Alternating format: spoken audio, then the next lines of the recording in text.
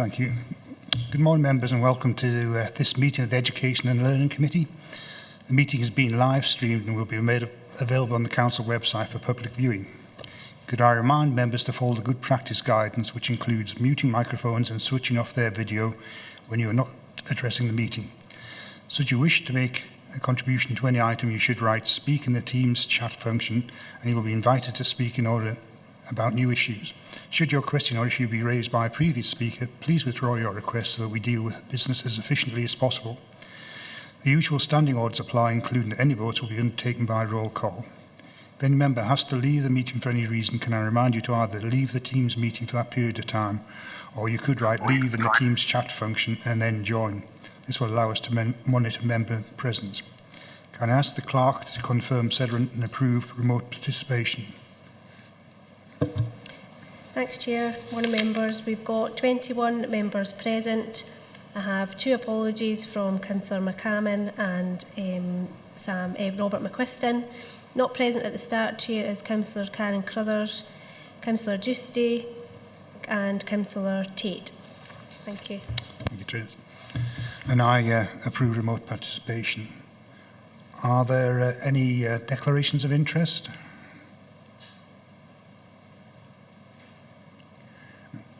Unfortunately, just to let members know that the screen in front of me isn't actually working, so I'm working off the very remote screen at the back of or the side of the hall. So Trace will need to indicate to me who wants to speak.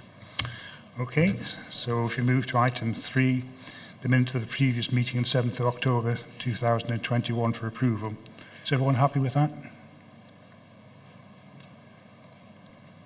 Yeah. Agreed.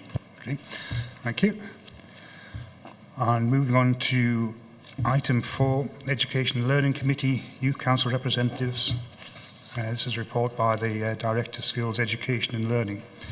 This paper provides members with options for Youth Council representatives on Education and Learning Committee, which requires members to choose an option of preference for Youth Council representatives on the committee. And it's for the committee to consider whether they wish for this move to be considered, or which option they wish to be considered by full council. Gillian, is there anything you want to add to the report? Thank you, Chair. The author of this report is Duncan Beddington. I'd like to welcome Duncan to his first committee, and as Duncan is one of our graduates, so he's brought this paper to us today in his role as exploring and promoting youth voice in Education and Learning Directorate. So I have nothing further to add to this paper, Chair. Thank you, Gillian. I'll throw it open to you, members. Willie? Yeah, Chair, I welcome this paper. I spoke on a similar item at communities, and I think we should welcome the young people onto the committee.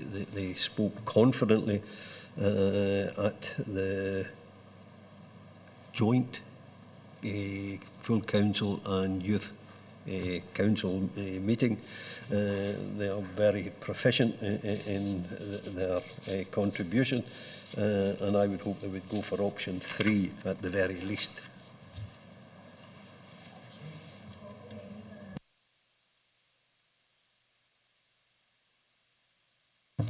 Elaine?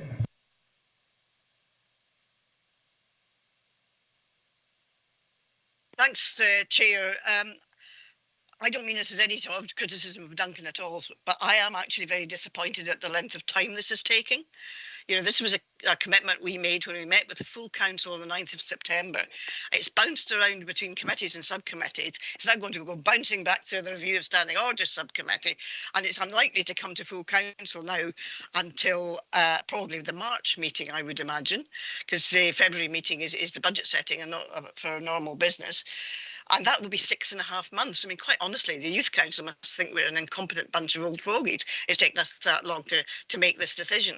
And the whole point when we had the discussion with the young people in the Youth Council in September, it was supposed to be, fitting in with their electoral cycle, not our electoral cycle, their electoral cycle, because they were having their elections in November. And I just wonder, is there any way that this can be expedited? I would be quite happy to take it as a paper. I mean, it would have to be, I think this paper would be fine to go to full council with an additional, slightly changed recommendation and a summary of what the Education Committee decides. Personally, I'm in favour of there being two members of the Youth Council on the Education Committee, but I just would like to see this expedited because it's taken far too long.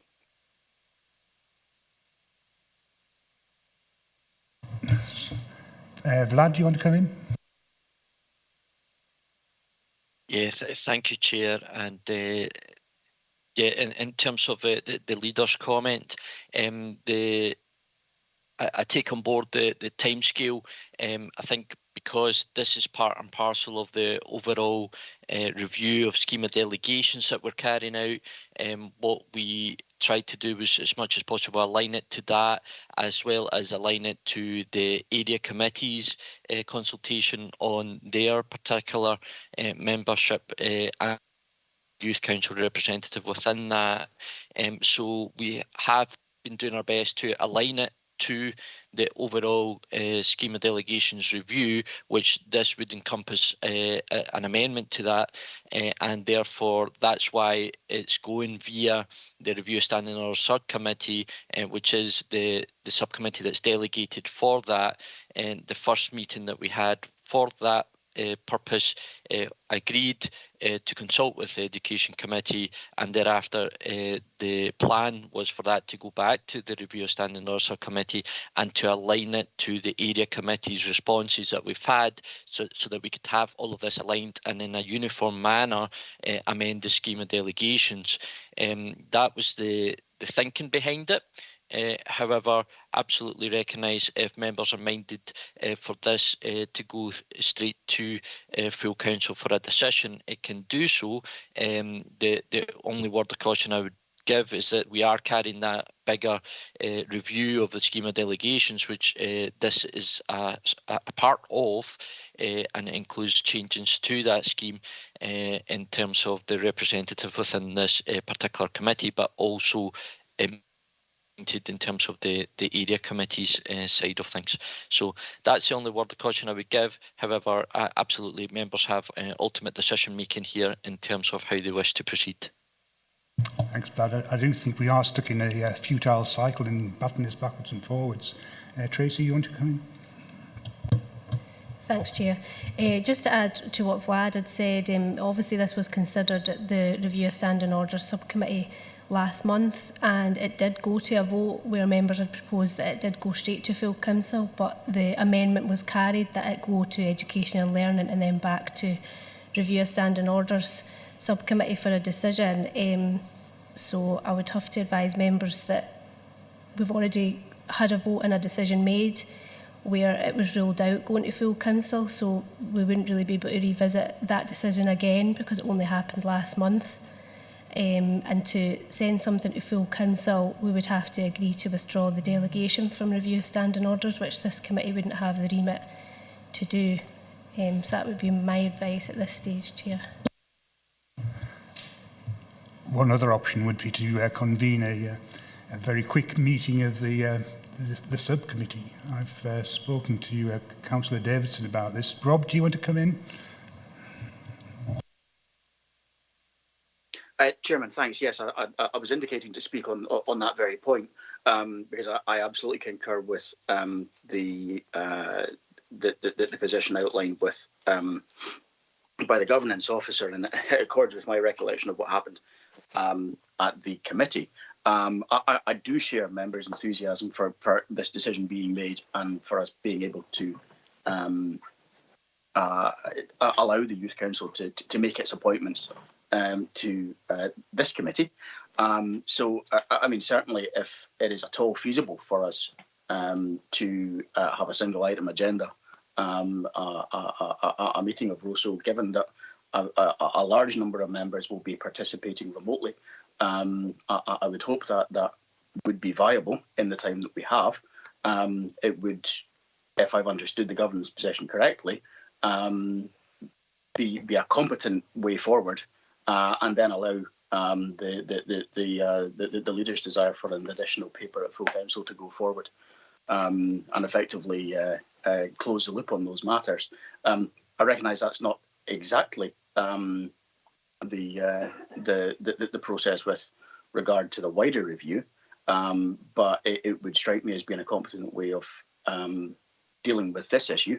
Not least because I absolutely recognise, as members have said, that it's in response to a request from the Youth Council, which, to the best of my knowledge, does enjoy unanimous support from members. So certainly from my perspective as the chair of the subcommittee, if it's at all feasible for us to do that, I would certainly be very keen that we do. I think clearly we'd want to be advised on whether that can be done.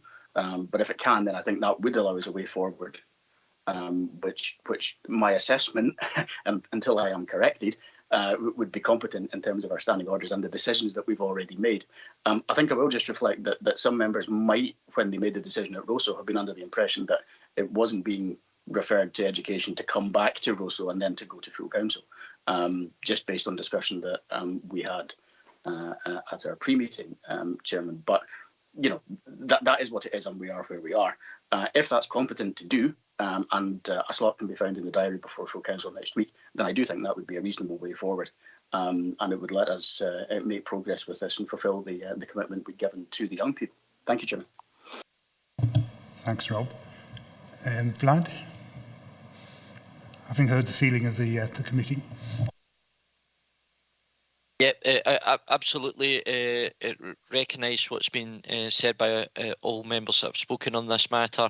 I think, subject to Tracy, who might have better knowledge than myself in terms of the timescale, I think it's more than feasible to have a one-item ROSO and I'm suspecting that it's either going to be in the next couple of weeks or in the new year. Thanks, Vlad. Chair, I think what members were trying to put forward was that it would be a special meeting of ROSO for it then to go to as an urgent item of business at full council next Thursday. So you would need the ROSO to be held prior to next Thursday, is that correct? That's correct. Yeah, apologies, Chair. Yeah, I thought it might mean the next meeting of council, not the forthcoming one. So I think it's probably still feasible to do, but it will be very tight timescale, and it would be an urgent, absolutely, for the leader to consider. Can I come in, Chairman? We're waiting quite well. Can I come in, Jeff? Sorry, Richard, I can't actually see who wants to be speaking. Do you want to come in? Yeah, because I'm very glad it's come to the Education Committee, but I can. We had a discussion at the Standing Orders Review Subcommittee, as you know. I proposed the motion that it comes to Education Committee because the way we were going to do it was we're going to bypass the Education Committee and go straight to Council, and that would have left members of the committee who are not represented at the council, or parent council or teacher, and our church representatives that wouldn't have been allowed to have an input into it. But my motion was that it didn't go back to the Standing Order Subcommittee.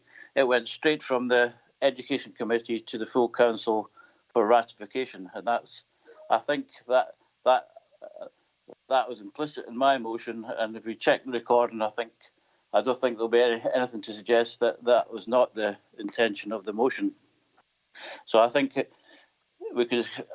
goes straight to full council as an urgent item, perhaps withdraw delegation from whatever committees we need to withdraw delegation to and make a decision on it.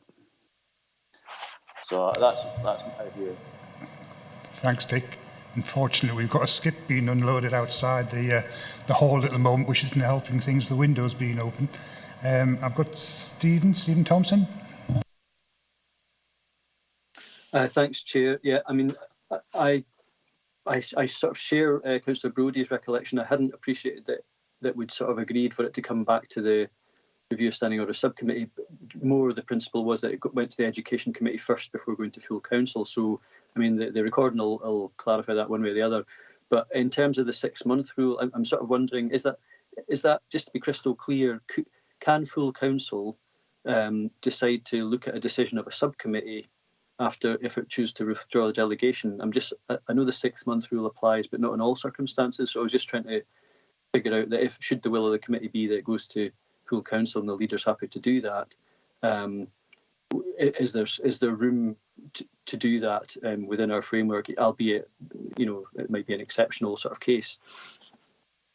Thanks, Stephen. I've got a copy of the minutes of the subcommittee meeting, and the decision is agreed that Education and Learning Committee receives a report on the options for youth council representation. So within the decision, it doesn't make any reference to it being referred back to the subcommittee.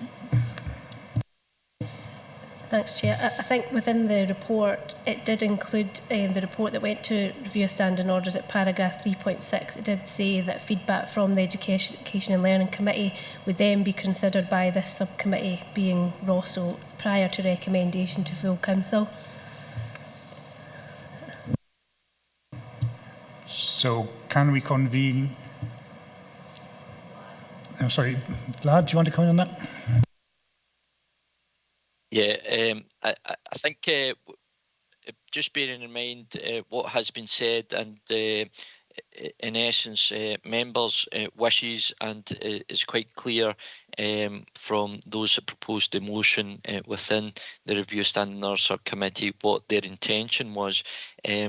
My gut instinct and feeling on this is that Education can recommend that this goes to full council. Full council can then a delegation from Review of Standing Orders Subcommittee, and taking on board what Tracy has said, I do feel that in essence members' decision was very clear from their end that in essence it was to go through education but not necessarily back to the Review of Standing Orders Subcommittee.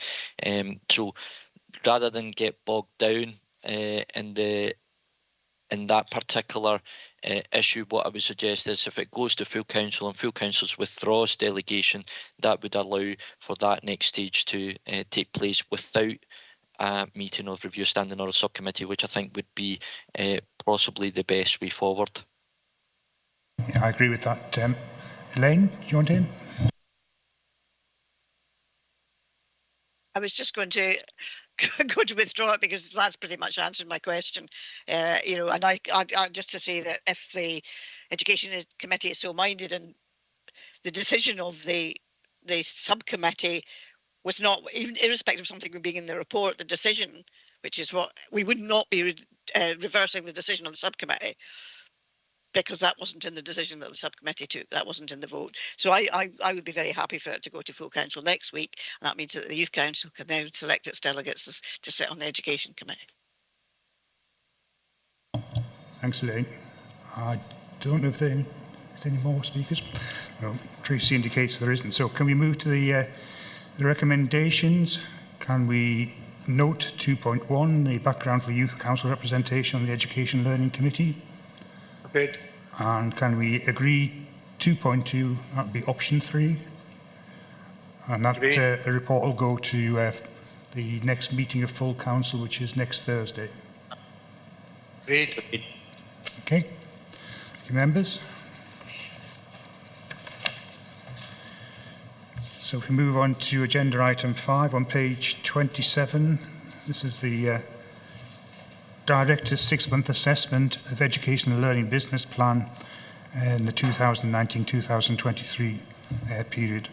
This report provides members with the Director's 6-month assessment of the progress of the delivery of the 2019-23 Business Plan for the Education and Learning Directorate for the period 1st of April 2021 to the 30th of September.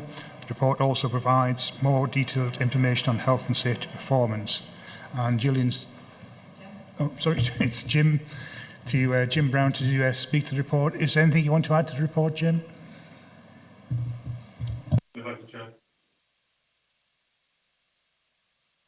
Right, so your sound's not very good, Jim. I apologise. I was on. No, thanks, Chair. No. Okay, so I'll throw it open to members. Councillor Little.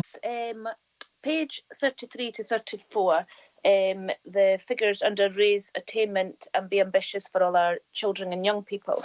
Now, there's a lot of them not measured because it's half years, and I totally understand that. But when we receive these end of year figures, could we please have them broken down by ward and by school? Because we could have some schools that are achieving, you know, very high standards, and that's not going to be evidenced if it's all lumped into one altogether. And same if there's some schools that we need to be concerned about or we need to work with, again, not evidenced. So I would like that to be broken down by school, if possible, please. Jim? Thank you, Councillor Little. I'll have a look at whether that's possible to disaggregate that data on these terms, and I'll report back on those on that. Thank you. Thanks, Jim. Thanks, Chair. It's just to follow on from what Tracy was saying there, and I'm looking at page 31. Yeah, page 31, Chair, and I'm looking at the percentage of learning outcomes from individual education plan, and I note, as Tracy has, that no measures measured for half years, and that's for the majority of the issues. So I would totally endorse what Tracy is saying. I have done that for a school in the ward that I represent, and from the IEPs to the individual education plan to community plan to corporate support plan, I have got the figures, and there's some 230 that either have an IEP, a CP or a combination of all. But then we have a number of pupils who require additional support needs, totaling 430. And it concerns me that these 430 kids don't have either an IEP or a community plan to monitor the progress they're making in terms of the attainment gap. And I look at page 45, well, I'm looking at 45, 46 and 47, and where it says failure to meet statutory duties. Sorry, Chair, I'm having difficulty with my side. Duties to deliver education and parental pupil. It goes on 46. Again, failure to deliver on positive outcomes. It's these failures, and again on 47, failure to reduce the attainment gap. And in 45, it refers to management of stakeholders as expectation and delivery. And if the stakeholders, who I assume are the parents, then the parents want to see what progress is being made in terms of the additional support needs. I do believe, and I've asked the Director and the Head of Services, both here and at Area Committee, if they were confident that all children who require the children's plan or an individual employment plan, if they had them and if they were up to date, and they said they were, then I think there's an exercise going on just now at Stranraer Academy. See if that is the case, because it would appear that some are well outdated. And my fear, and it's more addressed to you, Chair, and the up-and-coming budget, because I have a fear that this is a budget constraint, that we're not delivering on these, because if we were delivering on the 430 that are without any recorded means of monitoring their progress, then we would be looking at, indeed, a lot more of additional support for learners in terms of what we're providing to schools. So I think back to the year when we took £700,000 out of this budget. I think we've reached the time when we need to put it back I know there was mitigation and 340 or something thousand was put back, but we've got to look at it. And for you, Chair, to be pushing forward, that we do need additional support for learners in all our schools. And as Tracy says, school by school, we may find this. So I have serious concerns that we are not delivering, and in all those failures, we may not be providing our statutory duties. And it's a fear that I have got. I'm still waiting on further outcomes from my inquiry in terms of the IEPs, the child plan and corporate support plans.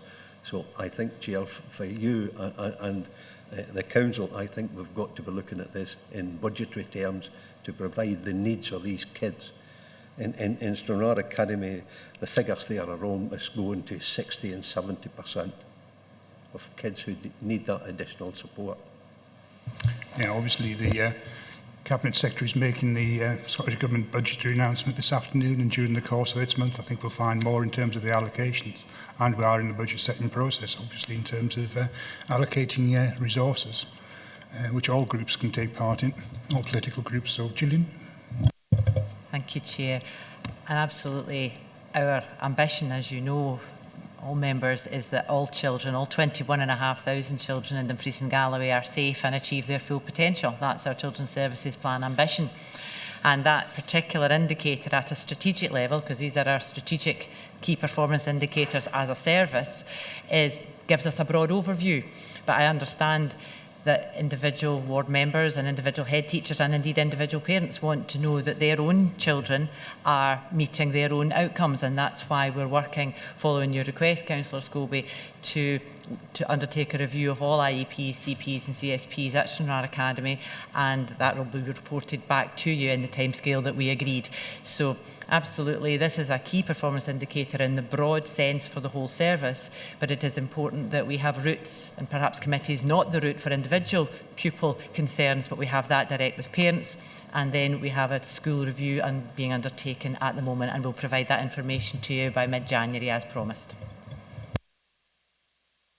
So I've got Chair, it's the general, it's not the individual. And I appreciate what Gillian has just said, that I will be provided with information, but it's the general, the holistic approach that I'm seeking here, that we look at the needs of these kids when we come to set our budget and to replace some of the monies that we've taken out over the years.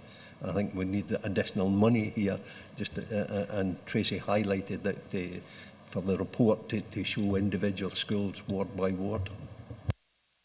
Yeah. And as I say, we are in the budget process. We'll find more in terms of the council's allocations during the course of this month, and then up to individual political parties or groupings to come forward with their spending options and the way in which they're going to raise the money as well. Okay, so Councillor McKee, followed by Pauline Drysdale and Doug Fairbairn. David? Thanks, Chair. It's just regarding Tracy's request for information on individual schools. Should that be made public, or should that only be available to the committee? I would consider that it should only be available to the committee and not made public, because it could cause a big stir, especially if the media gets the hold of it. So I'd be reluctant to make it public. Director? Thank you, Chair. And clearly, we would never want to pit school against school, and league tables are not helpful in anyone's business. However, the Scottish Government will publish the Curriculum for Excellence data school by school this week, and the information on senior phase is published school by school. So a lot of this information is already available school by school, and that we support schools, as always, to make sure that they're able to respond to individual parental requests on that data. So we always try to give members as much information as we can to support them in their scrutiny role, and if there's further information we can provide, then the review of the business plan would be a good opportunity to do that. Thank you. Thanks, Julian. Councillor Drysdale, Pauline. Yeah, thank you, Chair. Morning, everybody. Hope you're okay. Hi, Jim. Hi, Gillian. It's just a quick question. As we're meeting, I'm getting emails to just asking what the views are of Dumfries and Galloway Council Education Department with regards to the exam diet going ahead, Jim.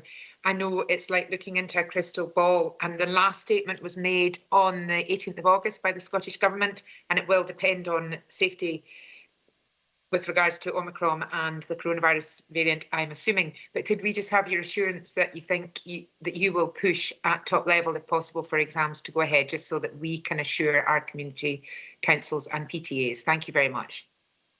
Jim? Thank you for that question, Councillor Drysdale.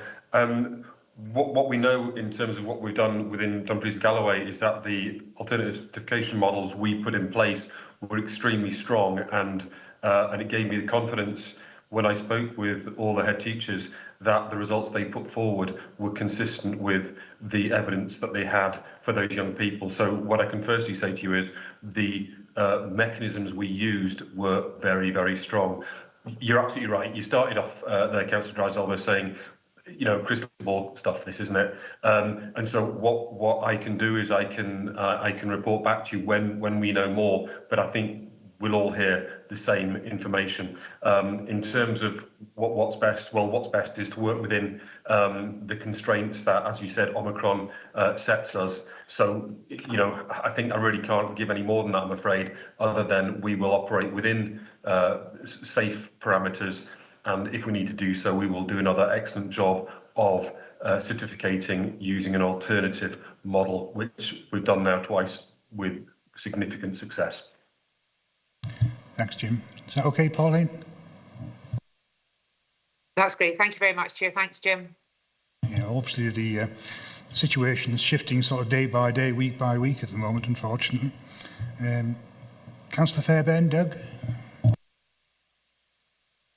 Thanks, Chair. Good morning, all. Yeah, it's just to go back to Councillor Scobie's first point, page 60, percentage of learning outcomes from individual education plans. Remove performance indicator. This data for this can no longer be recorded. So why was this?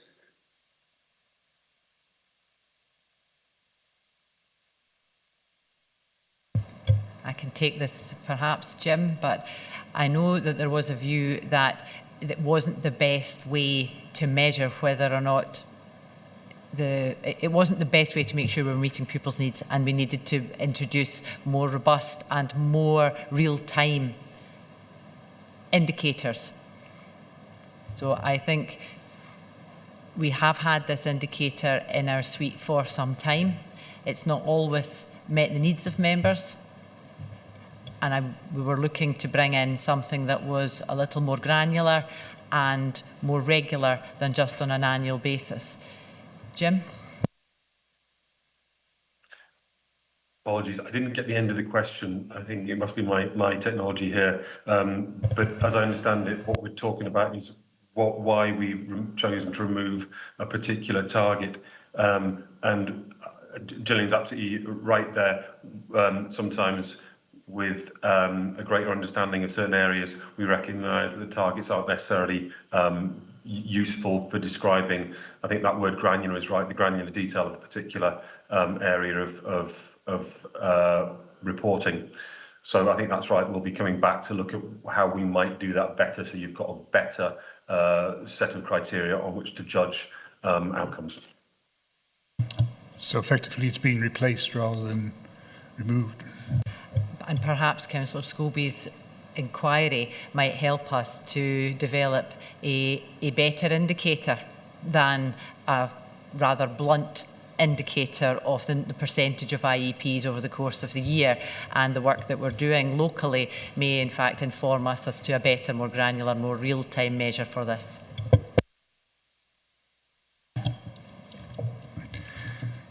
Councillor Thompson, Stephen?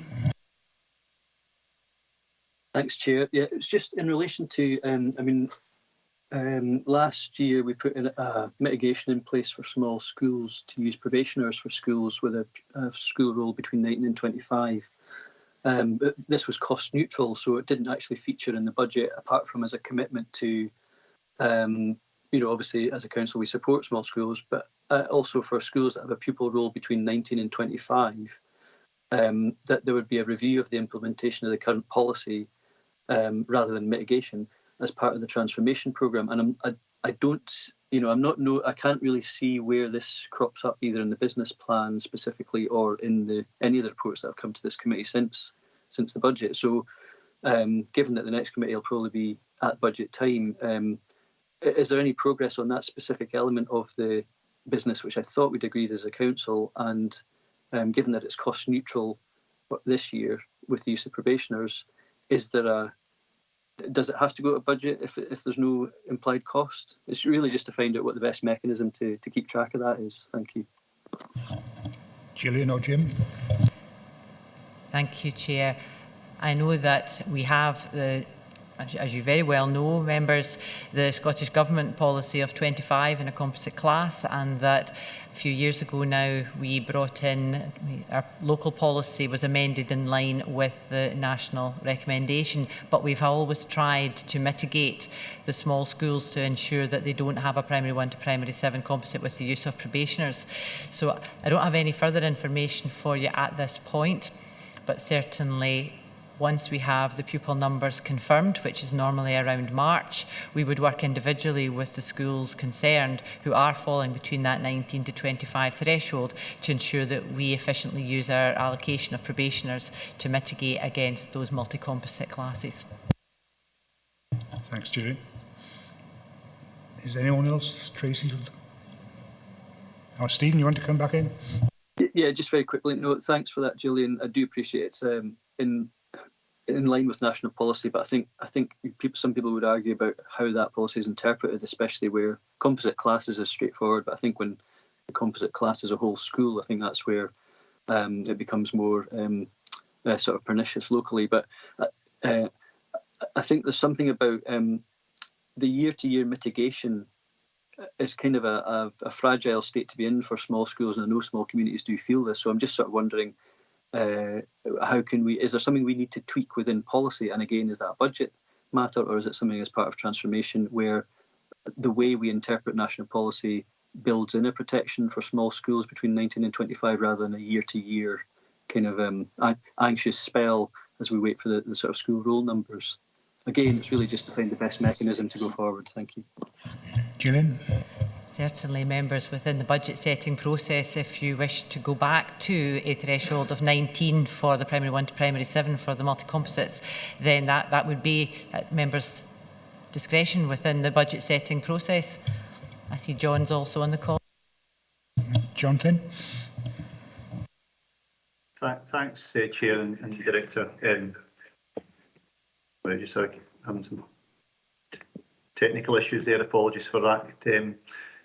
So yeah, I suppose in terms of where we are at the moment, absolutely right to highlight the sort of vagaries and the instability that potentially is within the school system at the moment, and further paper later in the agenda this morning we'll talk about partnership arrangements further down the line, and very much the transformation programme is to try and provide that stability and assurance in terms of tracking the pupil numbers. We already know that the numbers are dropping in the primary sector, and therefore that creates further instability. And as the Director says, this would obviously be part of that budget conversation regarding the, providing that additional stability potentially. However, when does it become stable? When it's become unstable is probably part of the question as well. So hopefully members have seen that this week we actually advertised for our primary 1 enrolment children to come into school, and we'll get those numbers towards the end of January, and we'll start working on that and looking at the configurations of classes and so on. And the earlier we do that, the better. But clearly, parents have got the right to make a choice of which school they wish to attend by the 15th of March, at which point they can still choose to attend another school, but they lose the priority status at that point. So the sooner we know these things, the better. and it means that we can then start to engage with schools and start to consider the staffing requirements for those schools at the earliest opportunity. Part of that is obviously our probationary bids. We are delighted to welcome our new probationers into Dumfries and Galloway every year, and the numbers remain high, in particular in the primary sector, and we look forward to welcoming those new teachers to the region, some of whom are homegrown and some of whom choose to come to Dumfries and Galloway, and some of whom are deployed to Dumfries and Galloway as part of the probation and training induction scheme, preference waiver scheme. So it is a movable feast, and certainly we look forward to working through the process to try and provide that stability for schools as best we possibly can. But at the moment, there are a number of variables out there that we will just have to wait till they play out, I suppose, before we can actually get to the point of agreeing what the staffing complement will look like within each of the individual schools within your various wards. Thank you. Thanks, John. Is that okay, Stephen? I'll digest that and think about it and then follow it up later, but that's it for this committee. Thanks, Chair.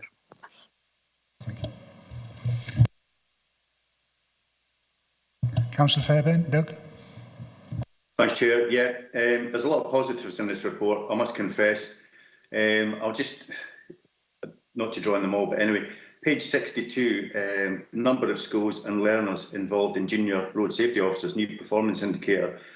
I think that's a very positive way forward as well. I just want to highlight that, actually, road safety and a low carbon approach. Thanks, Chair. Thanks, Doug. I'm not getting any indication that there's anyone else looking to speak now. This is shaking ahead. So can we move to the recommendations? 2.1, I think we've reviewed the 6-month summary of performance. And 2.2, we scrutinise the exception reporting. And 2.3, agree the proposed amendments to performance indicators and projects that set out in Appendix 3. Are you happy with that? Agreed. Okay, thank you. So moving on to agenda item 6, which is the Revenue Budget Monitoring Report for the period ended 30th September 2021. The report provides members with an overview of the key budget monitoring issues and the projected performance against budget for the current financial year for education and learning services. Based on the positions as of the end of September 21, excluding the additional costs in relation to the education and learning restart and the COVID-19 response, it's projected that the service will return a break-even position. And I've got, I think it's Colin Pentland, and it's a silhouette at the moment, to speak to this. Is anything you want to add to the report, Colin? Well, Chair, no, nothing to add. I'm happy to answer any questions. Thank you. Okay. Members, any questions? Councillor Scobie, Willie? Yeah, thanks, Jeff. Again, it's just relating back to the previous report and then looking at page 66. My eyesight's getting worse. Where it refers to additional support staff and the funding allocated in 2021-22 with 700 up to now, and then a revenue leave of £407,000. During the course, or just the start of the session for schools, there was an issue in terms of additional support for learners staff. And it was at that time, both Jim and Hugh says that there's a review taken each fortnight. Just in case there's any additional needs for any school. Is there enough resources in the budget that's sort of reflected there of £407,000, if I'm reading it correctly? Is there enough money to respond to schools should there be that additional need required up to the end of the school year? Will there be enough in the coffers to provide that additional support? Director? Thank you. And clearly, We always aim to make the best use of the money that we have, and we would always welcome more. However, as we've said in 3.4, that the mitigating measures will be identified to accommodate the pressures within existing resources. So if any school has got specific needs and that they cannot meet within their own budget, within the criteria that we set them within the agreed devolved school management arrangements, then we would always look to manage that within existing resources. It's a difficult one. We have increasing need across the region, right across public services, and we have decreasing resources in many areas, but we would always do the best we can with the finances that we have and manage it within the totality of the budget that we have available. I think we just hope that the Cabinet Secretary for Finance is very generous to local authorities today. Okay. Yep. Councillor McComb, Jim. Thank you, Chair. With reference to 3.5, Education Restart, is the 6.224 million purely available for the current academic year, i.e. 21-22? Because the wording suggests it was not.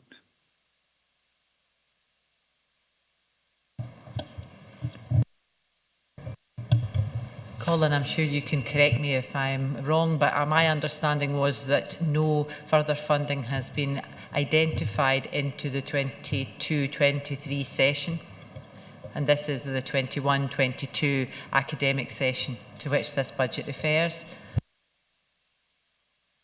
Yes, I can confirm at this moment in time, based on the awards that have been given, that the funding is available up to August 2022 to cover the academic year, so we'll slightly go over the financial year, depending on the plans for the schools, to make sure they're supported up to August 2022. Thanks, Colin. But my point is, there's a statement that the 6.224 million was available to support requirements over the remainder of the 2020-21 academic year. Apologies, Councillor, sorry. Yes. What it was we provided funding last financial year, which totaled 4.581 million, which was to cover some of the costs for last academic year, and also to provide funding for the future into the new 21-22 academic year. So with a cocktail of that total funding available, the resources that we've had from the 1st of April 2021 to run us up to August 2022, we have the 6.224 million available to provide the needs. That's the grants have been awarded for as per the criteria that's set up by the government. Thank you for that clarification, Colin. Sorry, thank you, Chair. Yes, thank you, Councillor. Sorry. Thanks, Jim. Councillor McGregor, Gail. Thanks very much, Chair. Just briefly, because I think Councillor McComb sort of covered one of my points. Obviously, quite a lot of the additionality has been towards additional teaching staff and support staff and supply, and we're still very much in the eye of the storm. I think, a year ago we thought we'd be well out by now. If we're projecting a break even within this financial year, do we have contingencies within that projection to ensure that if we do have additional pressures between now and the end of March, that we're sufficiently covered for that? Have we allocated that within the projected break even, or is that the break even at this point today? Thank you. Colin? What we've tried to do, Councillor and Chair, is we've tried to split it up into two distinct areas, which is difficult to do with COVID being in. For example, the normal business of running the schools and stuff that's required to provide the children, and then additionality for the additional resources that's required for whatever various reasons for the COVID. So based on the kind of recurring allocated budgets that we've got, then yes, we are breaking even on them, and hopefully the plan would be subject to the COVID pressures. That's additionality. We're trying to forecast them based on the needs, and we have, for example, have got like a contingency. For example, under 3.6, the 492 is available for any additional requirements that might become as a result of the COVID pressures that we're currently seeing, or potentially seeing. And that was the management team decision to be prudent, and rather than allocating all the money out at that time, it was advised to make sure, in case things cropped up during the course of the financial year, that would be available to them. So that has been left there, and we're currently tracking that and reporting that through as we go through the year and what the needs are of the school. So I think based on what we are now, we have a prudent model, and obviously if that should change drastically as part of the monitoring, we'll obviously report back to elected members at that time. Thank you. Thanks, Colin. Thank you. Okay, is that Gail? Yep. Yes, thanks very much. Right. Tracy's shaking her head when I'm asking if there's anybody else looking to speak. So can we move to the recommendations? Can we note 2.1 and note 2.2? Noted. Thank you. So moving on to agenda item 7 on page 73. Facility Services Operational Update. This report provides members with an operational overview of the facility services, cleaning, janitorial and catering services. The report presents a snapshot of the services' response to the pandemic over the last 18 months.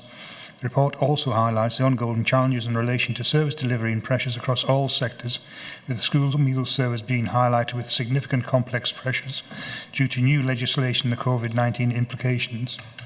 I can ask members to note the significant transformation and innovation that the service is undertaking during these extremely challenging times. And we have Alan Morrison to speak to this. Alan, is there anything you want to add to your report? Morning, Chair. Morning, members. No, Chair, happy just to move to questions. Thanks very much. Okay. Members? Councillor Little, Tracy? Thank you, Chair. And I'm just about to add some more pressure, unfortunately. Sorry. I'm looking at the menu. Every time the school menus come in, I get more and more disappointed because we have poor and very limited vegetarian options and no vegan options whatsoever. Now, this maybe seems like a very small amount of people, but actually it's not. I mean, I've got figures. I mean, 6% of Scots are vegan, we're another 14% thinking about it within the next year. Now, that's a lot of figures. That's more than 1,200. If we take that 6%, that's more than 1,200 kids that can't access school meals. 20% of Gen Z are already on plant-based diets, with a further 26% thinking about it within the next year. Now, Gen Z, that's age 9 to 24. That's a lot of school kids. These are a lot of figures. We're talking 1,200 to 4,000 children who can't access our school meals. And this has been ongoing. This is always, I'm disappointed year upon year. I mean, we provide free school meals, but there's bound to be hundreds, if not in the thousands, of children who can't actually eat anything for the school meals, and that must cause a lot of issues. Do we have any plans? I brought this up many, many times when my children were at school and stuff, brought this up, and it's never, ever been corrected. There's never been these options. Can we put some decent options? I mean, the vegetarian options are like pasta and pizza. That is it. And that is all there has ever been. So it's really disappointing. And I think we need to be catering for plant-based because it's growing, and it's growing right across the UK. It's growing. People are becoming more health conscious. And we're not providing for them. Alan? Thanks, Chair. Yeah, through yourself, Councillor Little. As a point raised often through committee and the menu choices we've got. We've tried to improve the vegetarian options. We have the nutrition bill legislation restricts us even further now, as many choices as we can put on, which causes us more challenges than options that we've got. The reduction of red meat has pushed us around about looking at alternative options from that red meat sector, and that has been one of the vegetarian options we've got. Certainly within primary, the majority of vegan diets will be referred to through a special diet policy, which works well and is ever increasing. And vegetarian options are always there as part of the daily options that's available. But I do take your point on, it could be, should there be more? But the challenge is every time we put something new into the menu, it needs to nutritionally balance through the HNIE software package that we've got, and that is challenging. That's not an excuse. That's just the where we are. We're that happy to take on board. We've just launched a customer survey that's just concluded this week, and we've got 1,600 responses back to that, and then that varies as round about choice within the menu. So we'll look at that business intelligence analysis, councillor, and take it on board as always. Chair, thank you. Okay, Tracy, you okay? Yeah, can I come just back in just a little second? I totally understand the pressures. I absolutely do. But vegan, I've just given figures to prove that vegan's not a special diet. There's a lot of people going that way, and it is growing.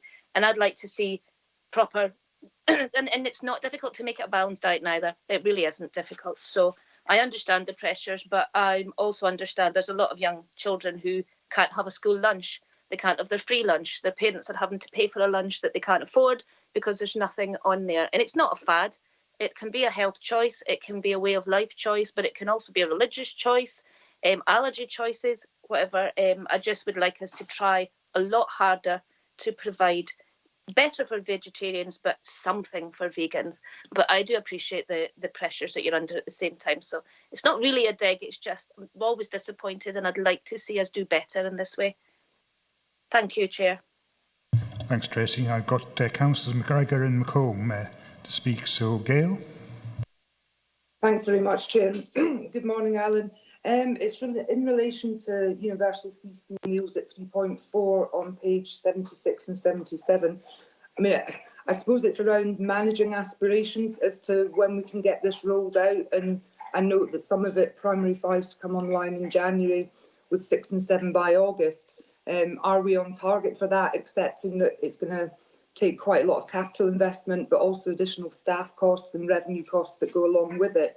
And I suppose another question would be, how is that fitting in? We've got quite a high number of PPP schools in Dumfries and Galloway, and how is that rollout fitting in with, I suppose, a reprofiling of the PPP contracts? So it's just around managing the aspiration. Are we going to be able to deliver on that? Because I know a lot of local authorities are really, really struggling, and if we don't get a big capital bung this afternoon, it could potentially jeopardise this entire rollout. Thank you.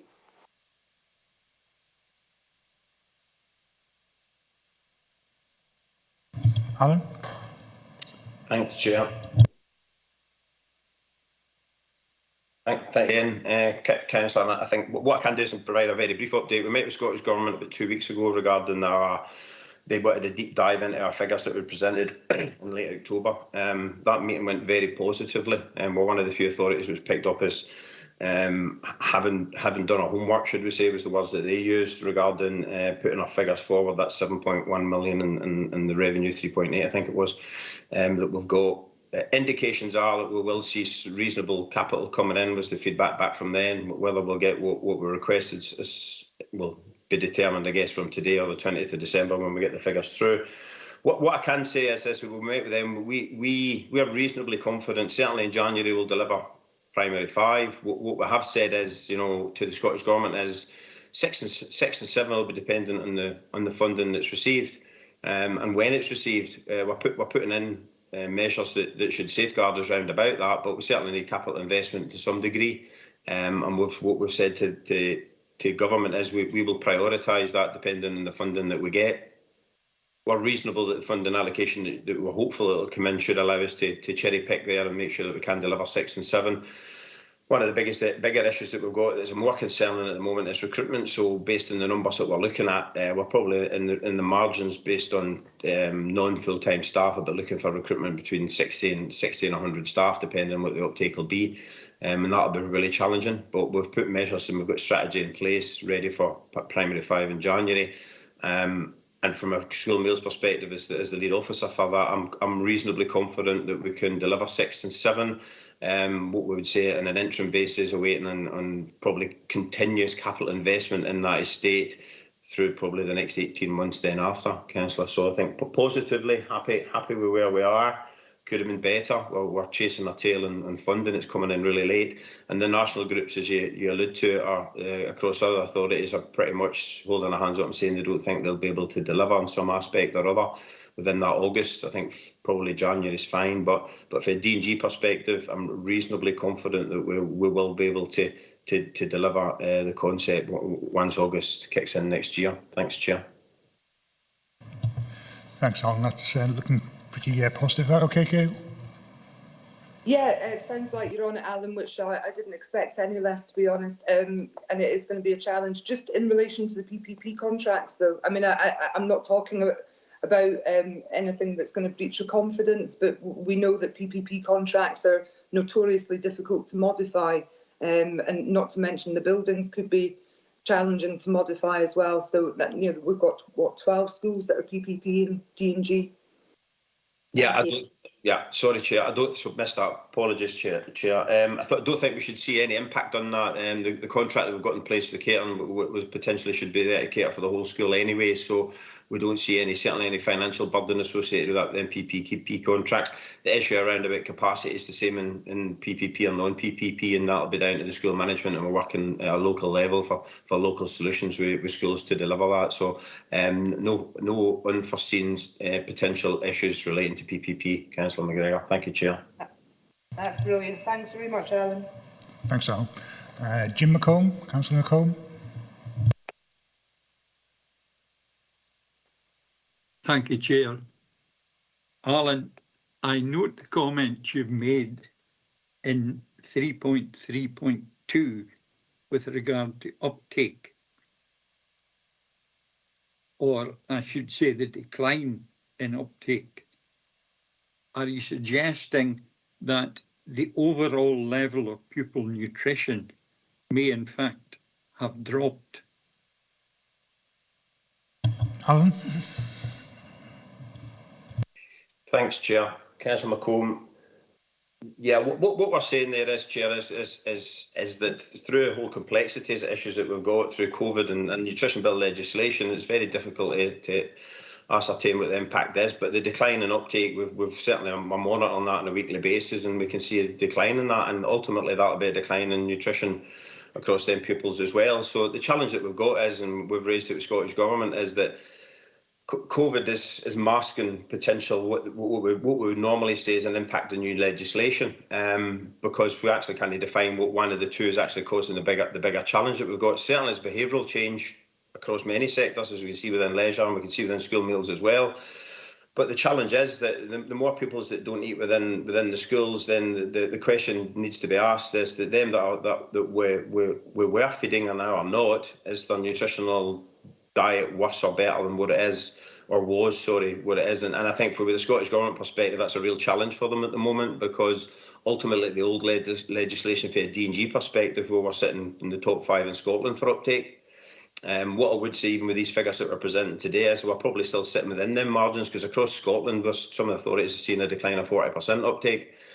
But because of the behavioural change of COVID, it's very difficult to ascertain what one of them two elements is having the bigger impact. But without a shadow of a doubt, I think what we're trying to get through there is that the decline, potentially looking at the challenge that we're trying to tackle obesity in Scotland for the Scottish Government's perspective, that any decline in school meal uptake based on the strict legislation we've got will potentially have a negative impact on nutritional balanced diets out with the school. Hopefully that answers that, Chair. Thank you, Alan. Would you agree that this requires further investigation?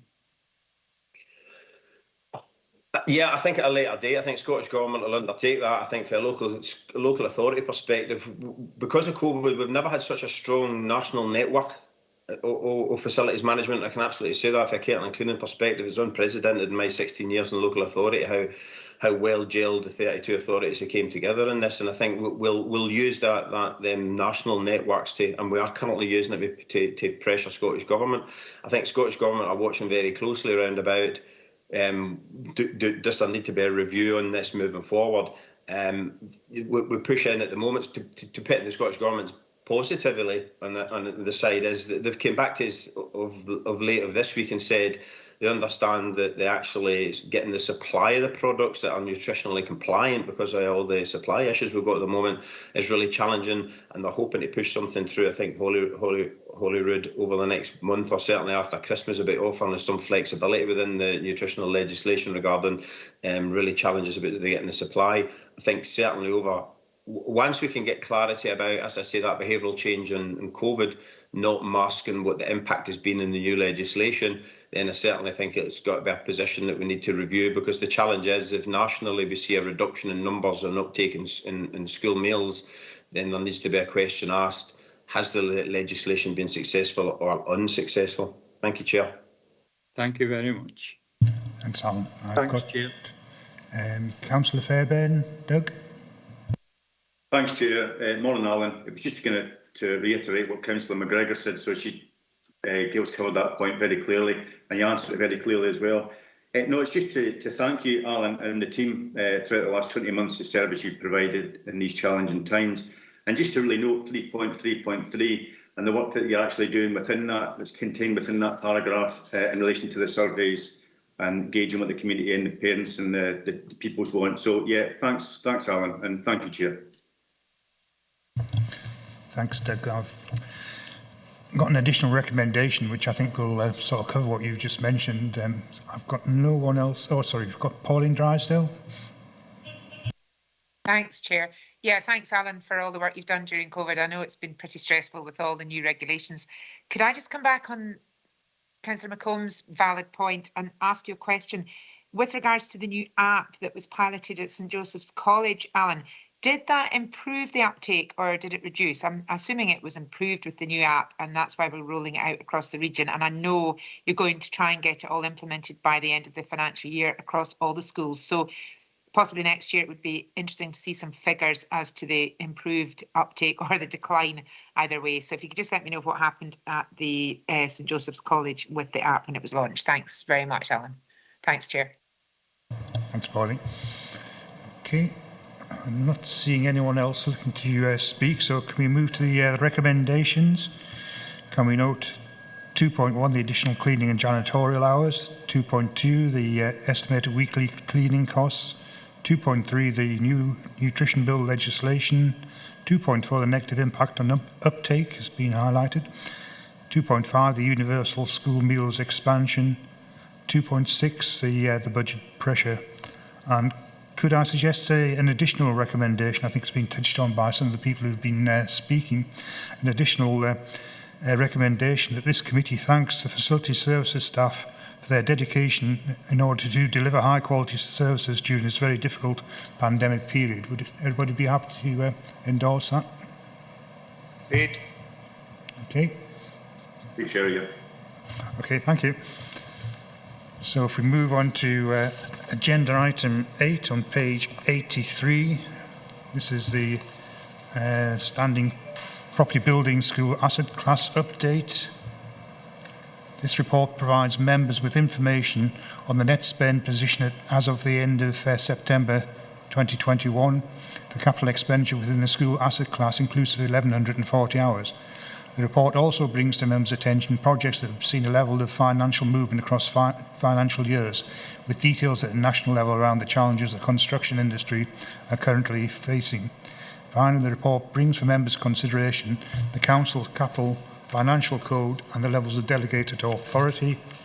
And we have Lauren Foss to speak to this. And as usual, members, can I remind you, if you've got items pertaining to individual schools within your ward, you can raise this with Lauren out with the meeting. Okay, Lauren, is there anything you want to raise with regard to your report? Thank you, Chair. Nothing specifically, but happy to take any questions.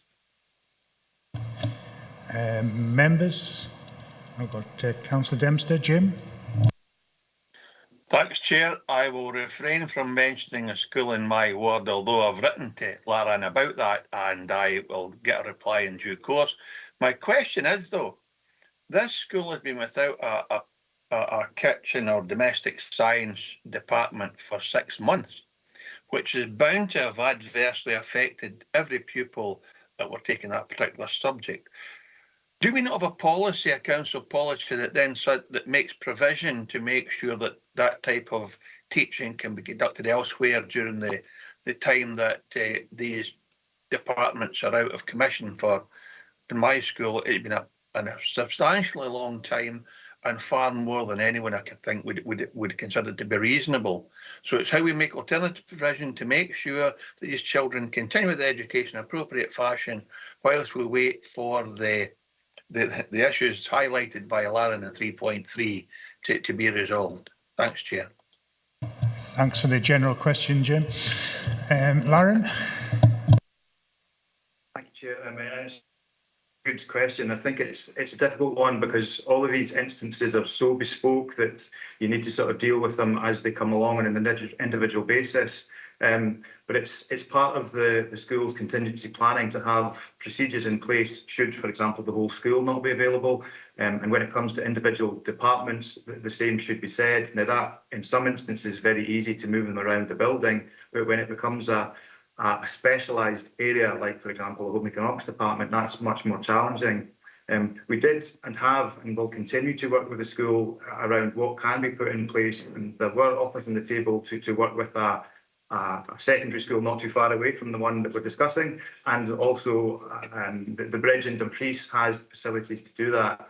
Now, they were considered, they were on the table, the offers weren't taken up for various different reasons. I think part of it really for me is looking at how we ensure that the contractors that we're in contract with to deliver projects deliver inside the timescales and the commitments that they have given, because none of us expected to be in this position 6 months after the project conception started and they were on site. And that for me is the harder challenge in this, and that's something that we're working very closely with our procurement and property colleagues around addressing for future projects.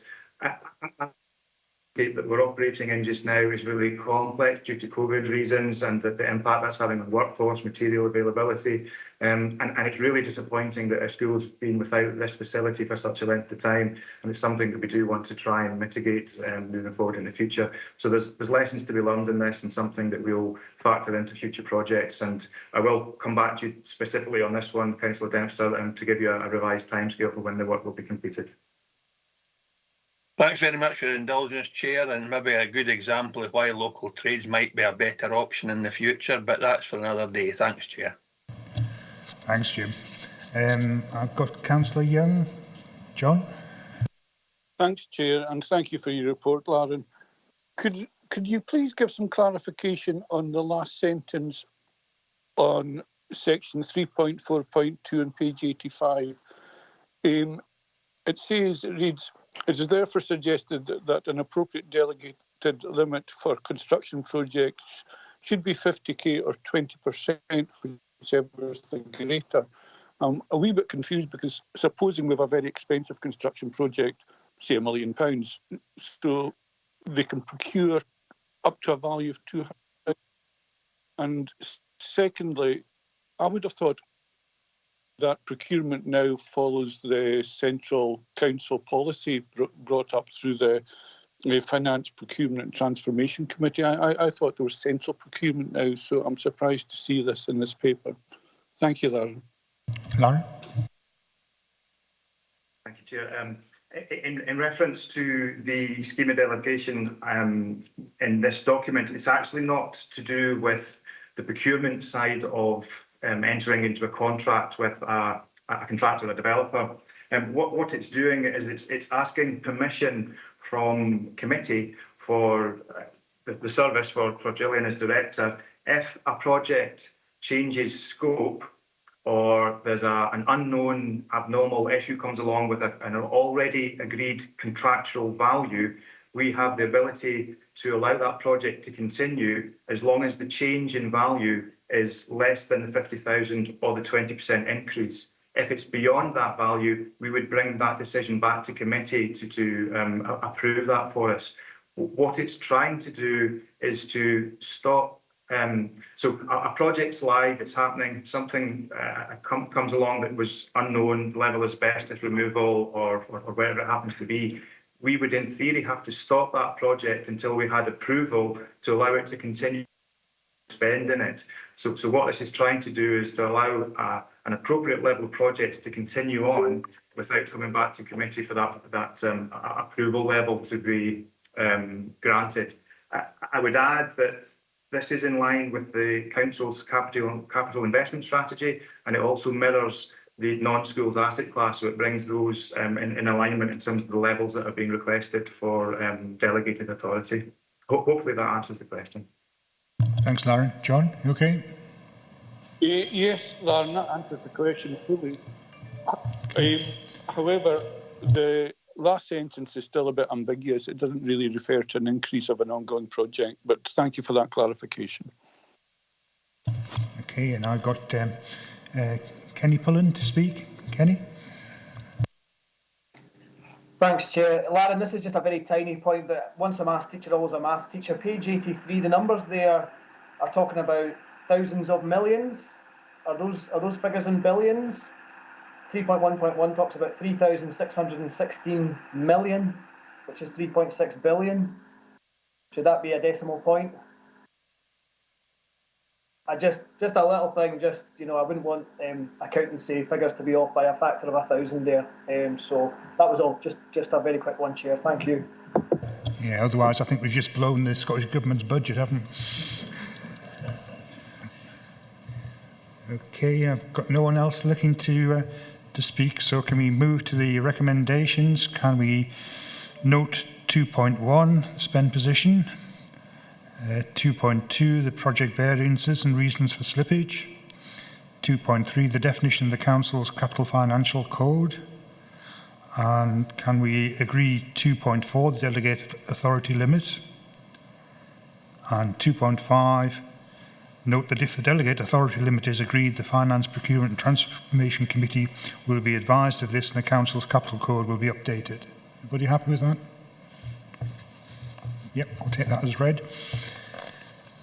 So can we move to the next item, agenda item 9 on page 93, which is the review of school capacities. This report asks members to agree the updated capacities for all primary and secondary schools in the region. Parents of children moving into P1 and S1 will be enrolling children in schools over the coming weeks. Once agreed, these capacities will be shared on the Dumfries and Galloway website to assist parents in making decisions on where to enrol their child. And we've got Lauren to speak to this one again. Lauren, is there anything you want to add? Thank you, Chair. Just very briefly to add to the paper, we would look to have this as a standing annual item to committee so we can reflect any capacity changes across the school estate ahead of the enrolment process. That was all, Chair. Thank you. Thanks, Lauren. I'm not seeing anybody wanting to speak. There seems to be some sort of installation going on. No, I don't have anyone looking to speak.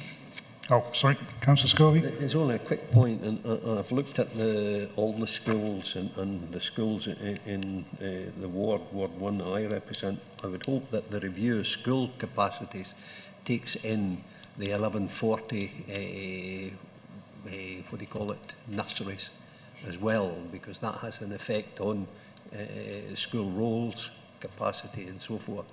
That's constantly under review, if we could have that assurance, Chair.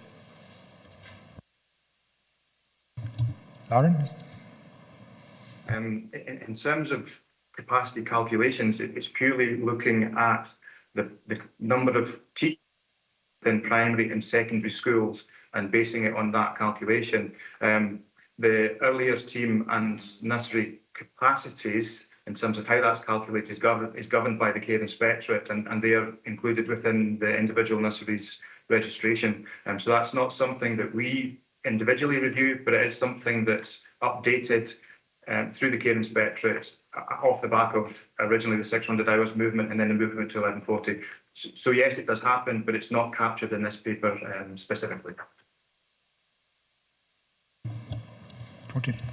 If the director could be conscious of it and report on the issues, because it does have an impact.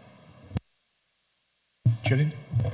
certainly content to take advice from Lauren and the early years team. I think this should be a fairly straightforward exercise to pool the currently registered space available and the uptake of places, and certainly look to how we can report that.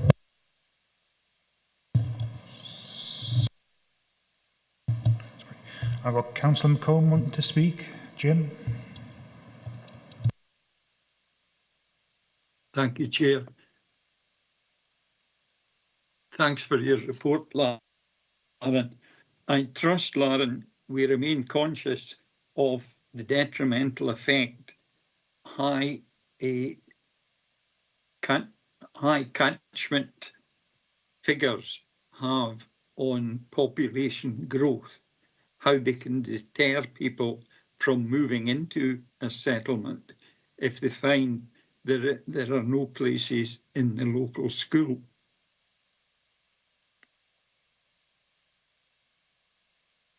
Lauren?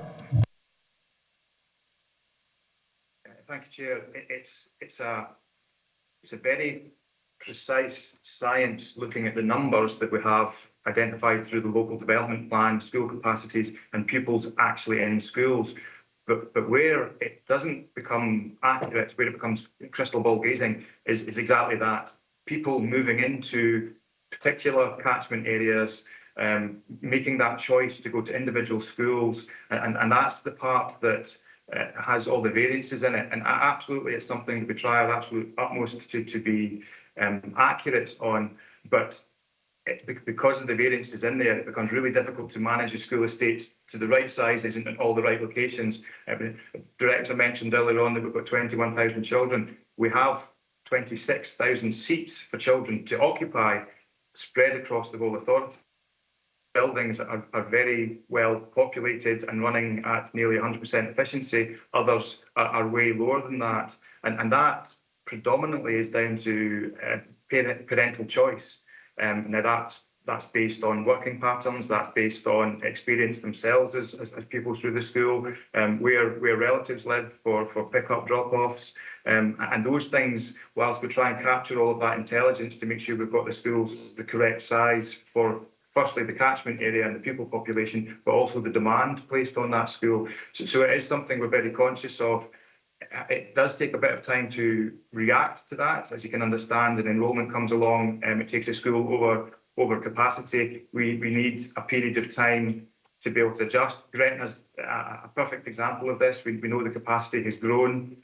We need an opportunity to put an additional resource in there and watch and see how that develops. And that's the sort of modelling we'd be using for any other pressures we find across the authority. But you would accept that where schools are at or close to capacity, I'm not sure if we've got evidence that would support that, although I think that's the sort of evidence we'd be able to get from head teachers at individual settings. It's not something that we have specifically in terms of feedback from parental placing requests and those that are able to gain their selected school or unable to get that. So that is possibly something that we could get a hold of in terms of information-wise, but it's fundamentally it comes back down to the point that catchment children are entitled to a space within their catchment school, non-catchment are not.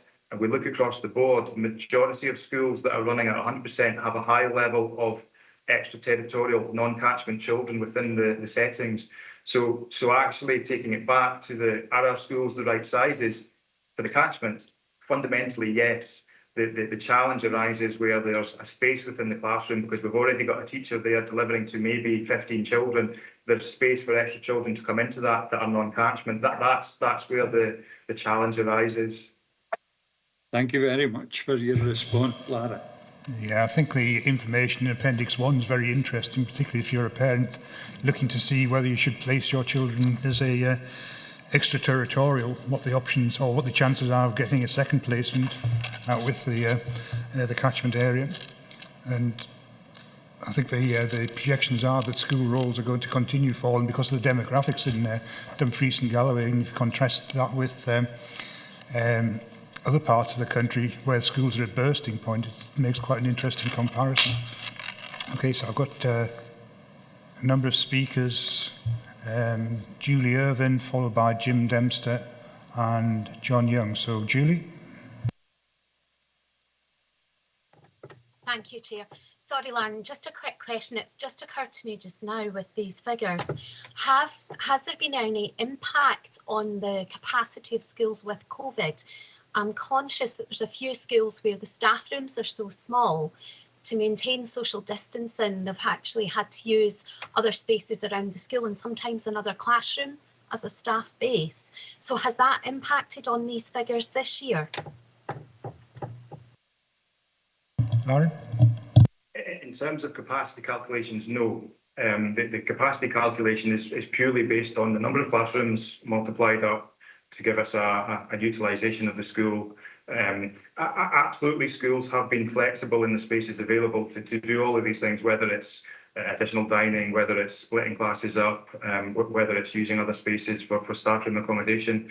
I think if we wind the clock back a couple of years, we were all in a position where we were looking at splitting the day for children in half of the week so that we had the right capacity. But thankfully, we're not in that position just now. So in terms of the capacity calculation, it is purely just on the number of teaching spaces. Thanks, Lauren.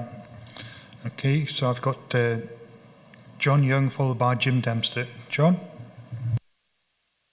Thanks, Chair. Just a wee bit of clarification and explanation for Appendix 2.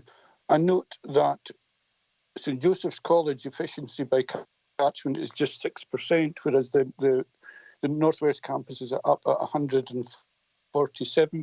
Is the 6% missing a digit? Lauren? It isn't. Where Dumfries becomes complex is because we have 4 secondary schools, but only 3 of them have a catchment area within the borough. St Joseph's catchment is the whole of Dumfries and Galloway for denominational children. So when you follow back to the total catchment pupils for St Joe's, from the data entered within CMIS, there's 67 that are identified as denominational children within the school. Northwest Community Campus is correct at 147 because there are 739 children live within the catchment area. That number only catchment attendance. There's only 300. The school roll at Northwest is 370. There's 739 in the catchment area. The total number of catchment pupils attending is only 332, and that's the thing about secondary school provision in Dumfries is very complex because of the nature of the number of buildings that we have, and that doesn't directly align up to the number of catchment areas. So there's always a level of movement round about, and it's back to the fundamental fact that there is choice for parents, and it's the same reasons why some choose to go to some schools over others.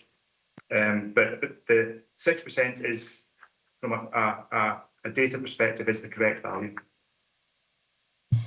Okay, John? No, that was very interesting. So the catchment of St Joe's is the whole of Dumfries and Galloway, hence the 6%, whereas of the borough schools, the catchment is Dumfries Borough. Yes. The 3 secondary schools in Dumfries have their own dedicated catchment area, which is based on the feeder primaries coming into them. So Dumfries is 3 slices of pie, if you like, whereas St Joseph's covers all denominational children within Dumfries and Galloway. Thanks very much. Okay. And I've got Jim Dempster. Councillor Dempster? Thanks very much, Jeff. Thanks, Chair. It was just a question on the back of Lauren's response to Jim McComb when he talked about drop-off in interest in taking pupils to local schools. And when that happens, do we automatically investigate or establish why there is no interest in taking pupils to their own local or catchment school?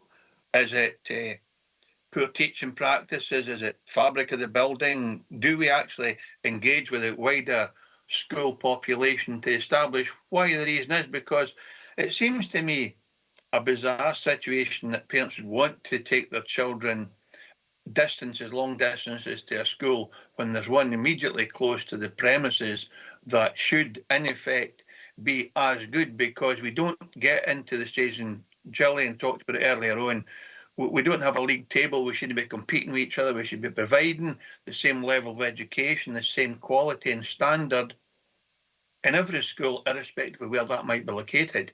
And I just wonder what we are doing to establish reasons when there's an obvious or sudden decline in parents either taking children to one school or wanting to remove them from that school to a different school entirely. And I just wonder what the process is, what we actually do to investigate and establish the reasons. Thanks, Chair.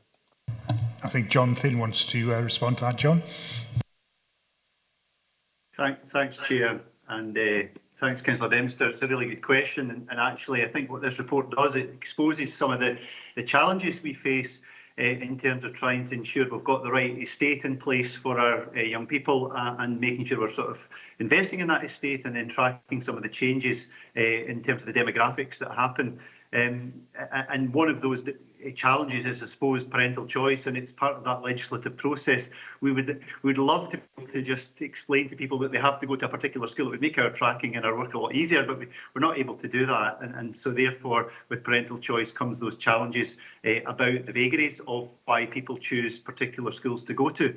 And often we've found that the attraction of a school can often be just the newness of it, just simply the fact that there's a new building or a recent investment in a capital spend in a building, and that makes it more attractive for some. And sometimes it's the opposite of that, and when there's potentially a school that's in less good condition, then potentially that impacts on parental views as well. And as Lauren had indicated earlier on, it can often be to do just simply with a friendship group or a set of personal circumstances due to parents working patterns or grandparents who are looking after the child. And of course, because our schools tend to be a lot smaller than national standards, if you like, and because we've got a lot of schools, it does highlight the fact that the vagaries are greater, and the peaks and the troughs change quite a lot and a lot faster and a lot more rapidly.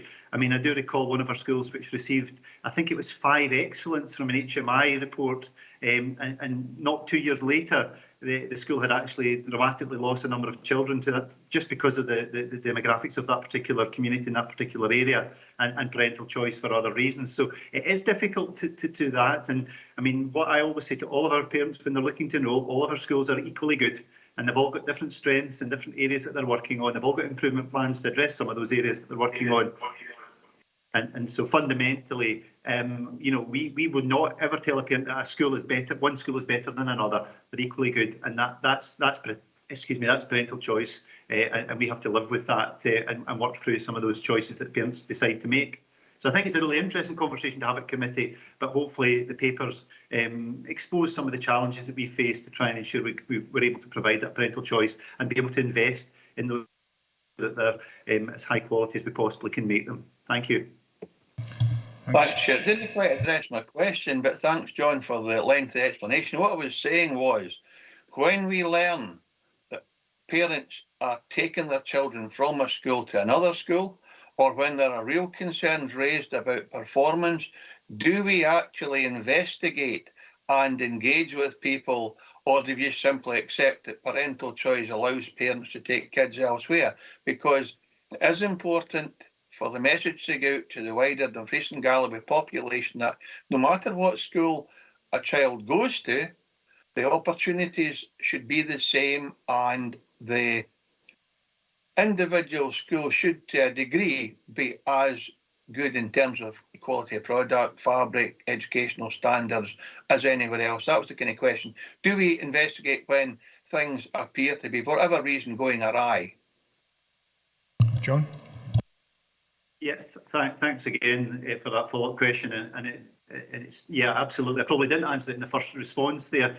In terms of individual cases where a parent decides to move from one school to another, again, we would not necessarily worry or concern ourselves too much about that. That will be potentially because they've moved house, or as I said, some of the reasons that we described before. However, clearly there's a pattern of behaviour or a pattern of demographic about movement of pupils moving in or out of a school, we'd obviously want to investigate that further. So that would then be explored at an education officer level with the school about the changes and what does that actually mean, and what are the reasons potentially that sit behind that, and then we would obviously consider any actions we might need to take in relation to any of that information we're able to gather at a local level. So we would not ignore individual ones. That often tends to come through a complaints process, and so therefore we're very well cited on it because there's been a particular concern raised over whatever issue that's been raised at a particular school. We'd obviously look at that through the lens of complaint. However, if there's a pattern of behaviours from parents, then obviously we would take a closer examination of that and trying to address that as soon as we possibly could. Thank you. Thanks, John. Reassurance. So I've got Councillor Young wanting to come back in, then we'll move to recommendations. So John Young. Thank you, Chair, for enabling me to ask a supplementary question. It's following my initial question on the fact that the catchment of St Joseph's is the whole of Dumfries and Galloway, and I'm just wondering if that lends itself to the Dumfries and Galloway Council being responsible for transport, providing transport from pupils, say in the Stewartry, who wish to have the type of education St Joseph's offers. Would we have an obligation to provide transport from anywhere in the region to enable children to be educated at St Joe's? Julie wants to go in this one.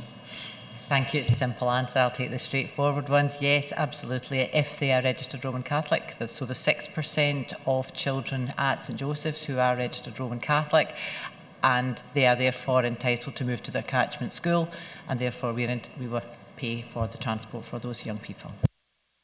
Thanks, Julian. Okay, members. You want to come back? Very briefly. They may just want that particular type of faith education. Must they be registered Roman Catholics and practising? Yes, Councillor, yes.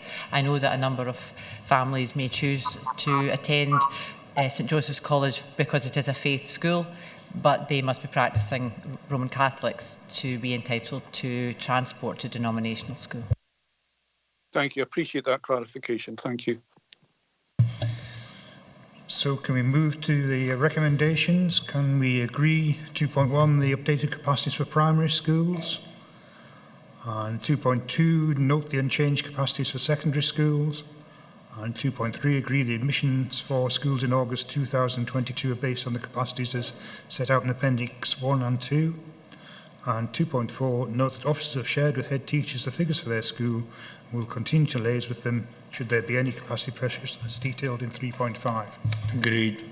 Okay. So moving on to item 10 on page 101, the school's virtual desktop technology. This is an update for members on continued progress with virtual desktop infrastructure, including Windows 10 rollout across primaries and bandwidth upgrades programme. Graham McAlorum is available to take any bandwidth and technical questions, and Anne Harkness to answer any questions regarding the rollout programme and user experiences. So Graham and Anne, is there anything you want to add to your report? I have nothing to add other than a quick update on the Windows 10 rollout, which is nearing an end. We have completed all but 8 of our primary schools, and that is due for the target of completion by the end of this year. But happy to take any questions. Thanks, Anne. Graham, anything to add? No, I have nothing to add to the report. Thank you, Chair. Okay, I've got Councillor Dempster followed by Councillor Brodie. Jim? Thanks again, Chair. Just a couple of observations and a question. I asked the committee 2 months ago for an update on every school that hadn't yet been connected to broadband. And what I got a couple of weeks ago was a link to a BT information website on broadband strengths in each local community. That was not asked for. I asked for officers to tell me where we were, or tell every member, because it's a regional project, where we were with the schools that's still to be connected. And I see there are only 3 left to be connected, and we are awaiting external fibre work to be completed. But There's no indication when that's likely to be, and it should not be left open-ended. It's a council priority project. It should be completed, and if not, members should be kept up to date on a very regular basis where we are in terms of that work. I've been pursuing BT personally and been given some indication, but it should be done by the council because this is a council project, no an elected member one. And the question is, it's an appendix 2 on page 107 where we talk about devices that have been converted to Windows 10. There's no, despite there being quite extensive percentages provided in the previous report, there's no percentage of devices in relation to the head of population per school. So can we, because it could conceivably be that some schools have a device 1-to-1 with pupils, where other schools have a device 1-to-10 per pupils. We can't tell that with the information that's in this report. So for the next report, could we get an indication how many devices are in the school compared to the head of population so that we can understand better where we are with the percentage of equipment that is provided in each school across the region, if that makes sense. Thanks, Chair. Yeah, I think going from the previous report, we know what the school rolls are for each of these schools, so that should be relatively easy to provide. So could we provide that for the next update? Yes, Chair, I can provide that for the next committee. If I may, Chair, regarding the bandwidth updates, I did provide that information, so I can only apologise that it hasn't been distributed to members. Regarding the primary school in Sanker, we do have a date. The expected resolution date is the 18th of the 12th. And part of the delay there is due to some road traffic management, which is needed to make sure that the cable is connected properly. So yes, the next update will be. Okay, Jim? Yeah, Chair, it's a pity Graham hadn't decided to share that with me because he's obviously got that information. I got it from, I didn't get that date, but BT did tell me that they were waiting on permission to cross the A76. But aye, that's what I keep saying. If only officers would share information with members, we wouldn't be asking so many questions at committee. But aye, thanks for that, Graham, and thanks, Chair. Okay, and I note that Elaine wants to speak on your first comments. I'll bring you in now, Elaine. Yeah, it was just a bit of a confession, really, Jim. The reason you got that email with the websites on it was because, well, there had been concerns brought up at education last time about areas where there were poor reception or poor internet connections. It also came up at economy and resources. And Graham agreed to send out the information which is available through the Scottish Government regarding signal strengths and so on. So that was originally sent out to members of Economy and Resources, but I asked Amy to send it out to all members because I thought it was probably of interest to all members that they could look up and find out which parts of their wards had poor reception or poor internet connections and which didn't. So I'm afraid that's my fault, Jim. Thanks very much for that, Leader. It just threw me because it wasn't quite the information I was looking for, but thanks very much for that. Thank you. Okay, thanks, Elaine. So I've got Councillor Brodie, Mr Pullen and Councillor Scobie to speak. So Councillor Brodie. Thanks, Chair. I'm in regular contact with members of the Youth Council and I've had representations about the 6-year studies course, senior phase studies, and from a student who is studying 6-year English. He's got lots of technical problems getting online. He says the hardware is slow and it's causing a lot of frustration. And he's raised it his school council, and other pupils in 6th year seem to be having the same problems as well. So it's probably maybe a priority to look at this and see how well that the 6-year studies or advanced higher group, as it's called now, I think, to see how that's performing and give support to make sure that these 6-year pupils are getting the best service from us as possible. Anne, do you want to comment? Yes, thank you, Councillor Brodie. I haven't had any specific issues raised by schools regarding access or connectivity issues with their senior phase pupils, but I can certainly phone round the schools and find out if there's any specific. So I'm happy if you want to discuss this after the meeting, or if you can contact me directly with the specific school, because I haven't had anybody come to me raising this concern. Okay, Dick, so you can take this up with Anne directly. Yeah, I'll do that. Okay. Thank you. Thanks. So, Mr. Pullen, Kenny? Thanks, Chair. Hi, I've got a couple of questions. I'll go with them first. I think, Graham, this might be one for you. We had a wee issue last week, I think it was Thursday afternoon, with connectivity. I'm just wondering, how confident are you that we have the infrastructure? I don't just mean connecting the broadband, because you can connect the broadband and then if the broadband breaks down, then it's useless. Do we have the infrastructure to support the aims of the council going forward across all our schools? Is it reliable? Is the broadband connection reliable? What's the uptime? What's the risk of it going down? Graham? Yep, certainly. Thank you, Chair. The reliability is very high, and that's part of the service wrap around those connections for us. I'm not aware of any individual issues, but certainly there are on occasions outages, but they're usually resolved very quickly. So I'm confident that the Swan broadband infrastructure is very reliable and very stable. So I wouldn't expect to see major outages.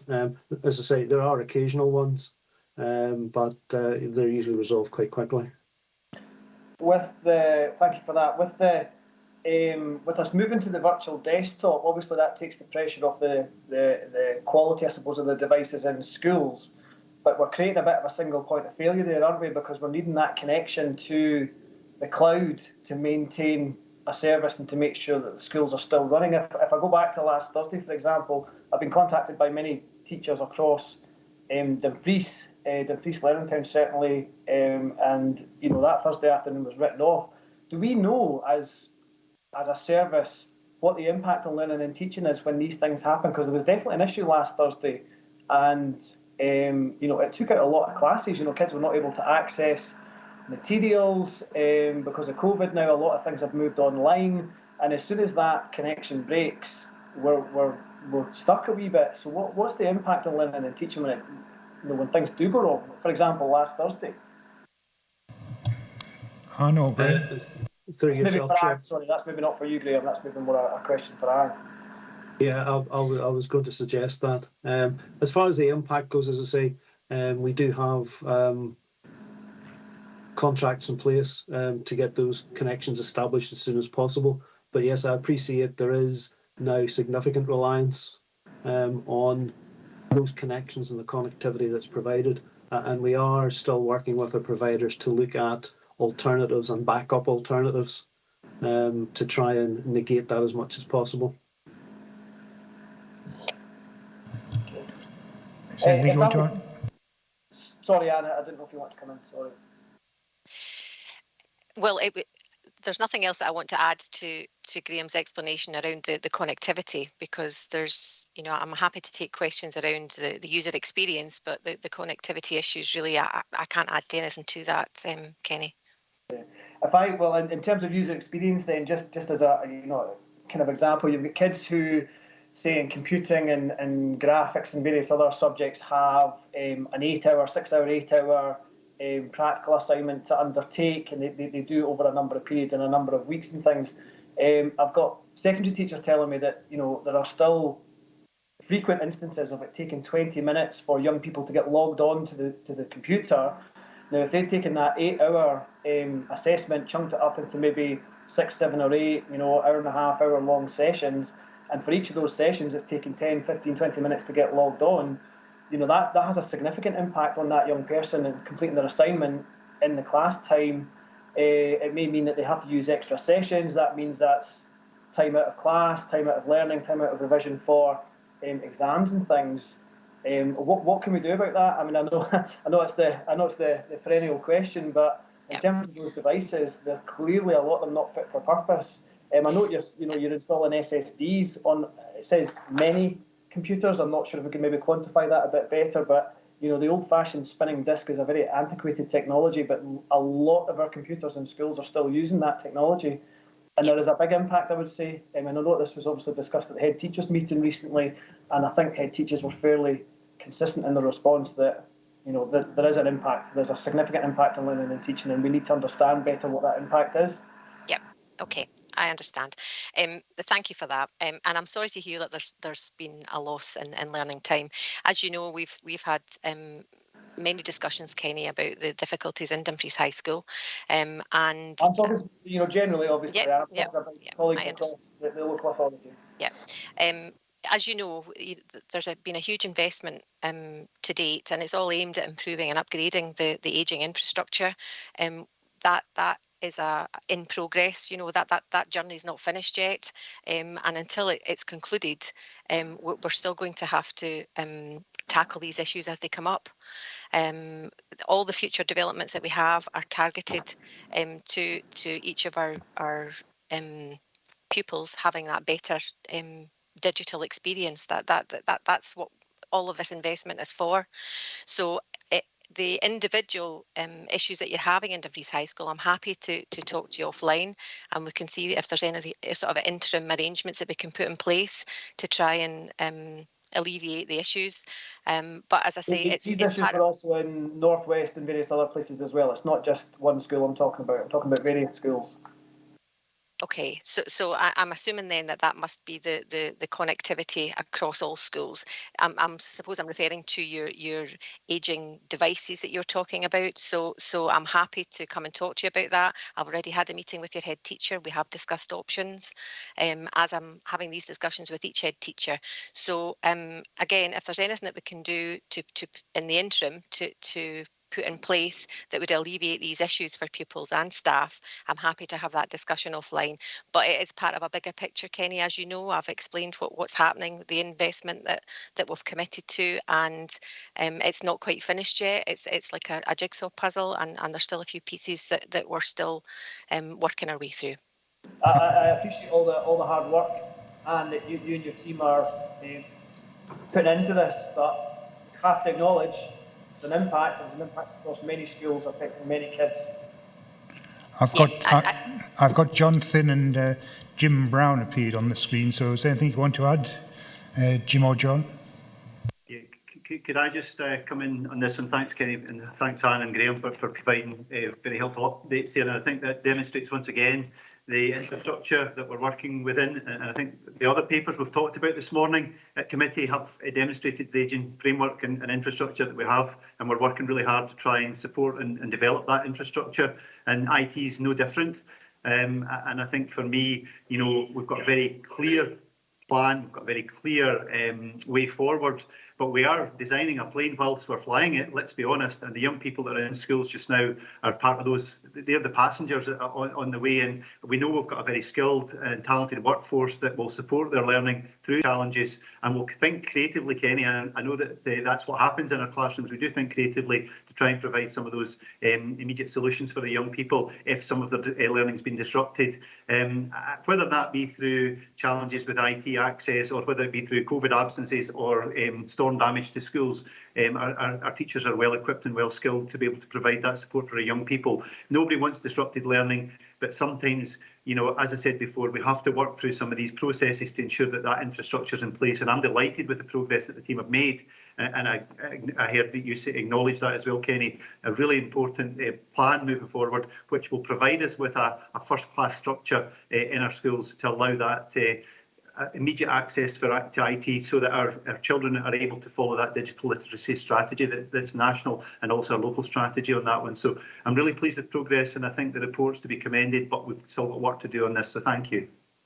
Thanks, John. Is there anything you want to add, Jim? No, thanks, Chair. That's fine. Thank you. Thank you. So I've got Councillors Murray and Scobie wanting to speak. So Elaine?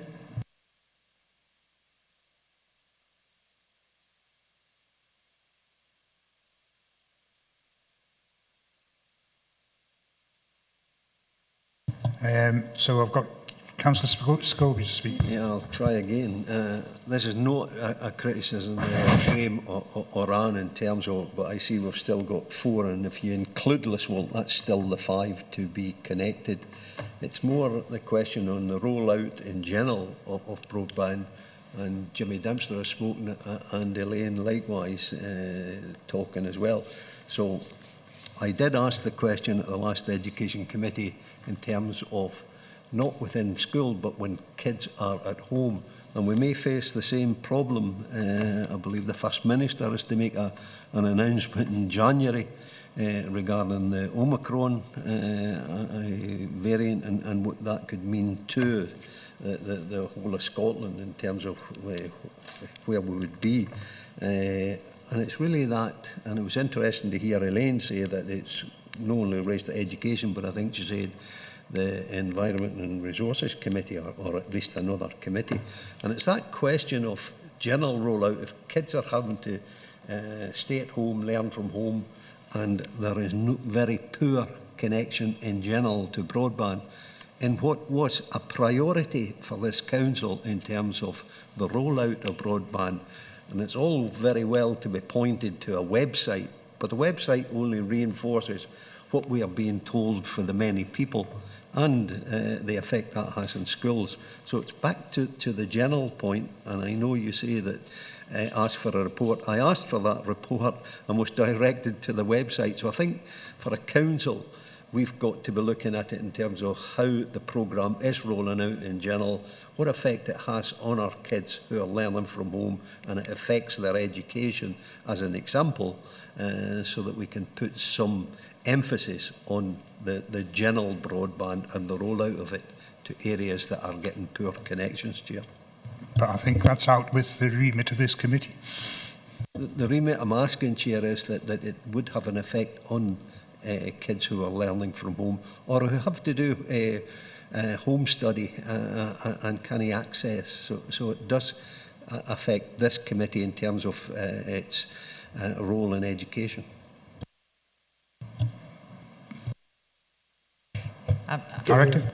Thank you. I mean, I know that, and I'm sure Graham will support us in this, that we would welcome investment in technology to develop the infrastructure across Dumfries and Galloway, and we have a 100-day commitment from the government to ensure digital devices for all 700,000 children and young people in Dumfries and Galloway, and where the network is not sufficiently strong for them at home, we have provided local solutions where we can.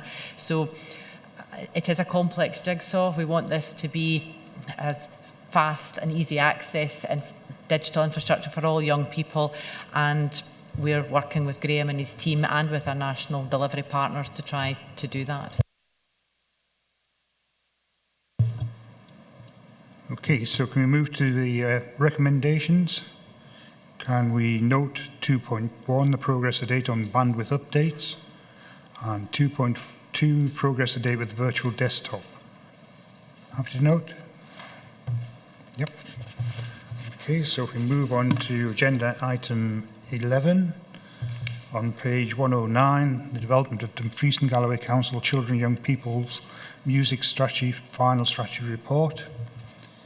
This report is an update for members to share the outcomes of the consultation process in relation to the proposed D&G Children and Young People's Music Strategy, seek agreement and adoption of the paper and strategy objectives as set out in the consultation process. The report further seeks the views of members as to how they wish to proceed with regards to the possible future potential evolution and development of the instrumental music service. And we have Jim Brown to speak to this paper. Jim, is there anything you want to add? Thank you, Chair. Nothing to add to the paper. So, members, I've got the Vice Chair wishing to speak. Ros? Thank you, Chair, and thanks for the report, Jim. I'm just wondering if we could tighten up a couple of points that are not in the report, and I've also got a suggestion for a slight change in recommendation 2.3. The first issue is, I know that we did receive a one-off payment from the Scottish Government, and although I know that doesn't particularly mitigate what we're looking to answer today, I do think that it would be important to have that included in the detail of the report. And also, I think what is missing is detailed financial information regarding where we are regarding the provision of music. And so consequently, I wondered also that there's quite a vague timeline about bringing it back at some point in the future. I'm being contacted, I'm sure other members are as well, by people who are really, really concerned about the uptake of music in Dumfries and Galloway. And we're actually really, really low in the league of tables if you look at uptake across Scotland. Our uptake of music is very low indeed. So I've got a suggestion. I wonder if instead of what is written in 2.3, whether we could put, I'm just checking my notes here. Agree that a range of possible options for the potential further evolution and development of the instrumental music service will be prepared and brought to members for consideration at the next meeting of this committee. So I'd like to just put that out as a suggestion. Thanks very much. Jim? Thank you, Councillor Surtees. So just taking the points one by one, the one-off payment, is this the 100-day commitment funding, Councillor Surtees? Yeah, we did receive a one-off payment from the Scottish Government, yeah. Yeah, thank you for that. And that also complicates, as you know, that complicates the landscape. But I think the paper still stands. What we've done is we've consulted, as you know, the consultation was very effective. We had an extremely good turnout and very grateful to everybody who contributed to that. It gave very clear indication from the respondents about what they would want, and we're answering the majority of the outcomes of that in items that don't need to come to committee. However, the point you're making, Councillor Surtees, is regarding the funding of additional music tutors and when that should come back to committee. What I can absolutely say is, in terms of the efficiencies of the system currently, we get very high levels of teaching for youngsters with the staff we have in place. We spend the money we have been given through previous committees on instructors, and we get very high ratios of lessons from those. In terms of the timescales for coming back, I am absolutely in your hands, and I will follow whatever decision you make at this committee in terms of when you'd like me to return with the costings for additional music instructors. Thanks, Jim. As we referred to today, is effectively budget day, so we'll have more information in terms of local authority allocation. I think during the course of the next few months, we'll find out finer detail in terms of the Scottish Government's commitment to fund music tuition, because at the moment, all we're doing is we're effectively repaying the parents of those pupils who were being charged for the service. We don't know what the future promise from the Scottish Government is going to be. We obviously have a waiting list of over 400 pupils. Will they then qualify for free tuition? So once again, we need to find out what the Cabinet Secretary for Finance says today and over the course of the next few weeks. But we can come back to the recommendation 2.3 once we've finished speaking. So, Councillor Scobie? Yeah, Chair, always disappointed me, or it disappointed me that we did not take up the opportunity going back to when Gail McGregor was in the chair, indeed, education, with the big noise in Systema when the Dumfries and Galloway were being offered as the next place. I think that's going back to 2010 or sometime like that. But it's a recognised fact that so many children get so much education, not just in musical education, but in other fields of the curriculum through music. And children are, or in our region, do miss out on the musical tuition. So in terms of that, I would support what Ross was saying there, that we do look at when it comes to 2.3 and agree that we have some feedback or a report on what the cost would be to introduce a full curriculum on music across the spectrum.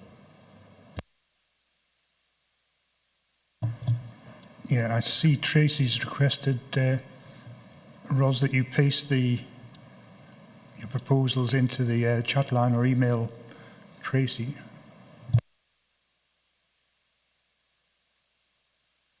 I'll put it in the chat. Is that okay? Yep, that would be fine. Chair, if I could respond to Councillor Scobie's. Yeah, come in, Chair. Thank you. That's absolutely right, Councillor Scobie, and that's the purpose of the recommendation, to ask of this committee whether they would like me to do that. We currently have a given number of FTE music instructors, which is based on the commission that was given by committee for music instruction. So we are spending that money very efficiently and appropriately on music instructors. The ask is whether you would like me to come back to you with costings for additional instructors. And so I'm, of course, more than happy to do that. And I'm certainly not going to disagree with your considered comments, Councillor Scobie, that this is excellent and supports many young people. But that's, I suppose, the ask is, do you want me to come back? And if so, perhaps when would you like me to come back? And that's the point of the recommendation in 2.3. Thank you, Chair. Thanks, Jim. Yeah, I think we do need to have further information coming back with, what the options are and what the costs associated with that, because either we as a council are going to have to pay for any additional costings, or hopefully the Scottish Government will provide sufficient funding to cover the costs. And I know that this has been raised at the Cause of the Children and Young People's Board, that this was a 1-year figure effectively, which has been given to councils. We don't know what's going to happen in subsequent years. That's not clear, though we hopefully should have clarification fairly soon. Gail McGregor, you want to come in? We have Thanks very information. much, Chair. Yeah, it's just on the budget allocations. I think there was about 7 million nationally allocated to music instruction, and I understand the policy aspiration, but as often happens, the policy aspiration was announced prior to an awful lot of consultation with local government, and I think that that's probably what's caused the problems here, that some funding has been allocated, but it's not potentially enough to cover the demand in certain areas. And I think we need accurate costings over and above what we're already providing. Where the Scottish Government figure that was given to us, it must have been what, 200,000 or something, where that's been allocated to in a future report. And to be honest and very blunt, we have to see what comes out of the budget this afternoon, because again, if it's not fully funded, it's a nice aspirational policy, but we can't be burdened with additional cost if the funding isn't there. So I would suggest that we get a future report with accurate costings that enable us to make a decision, and then we wait to see whether the government actually cover the cost of it or not. Thank you. Thanks, Gail.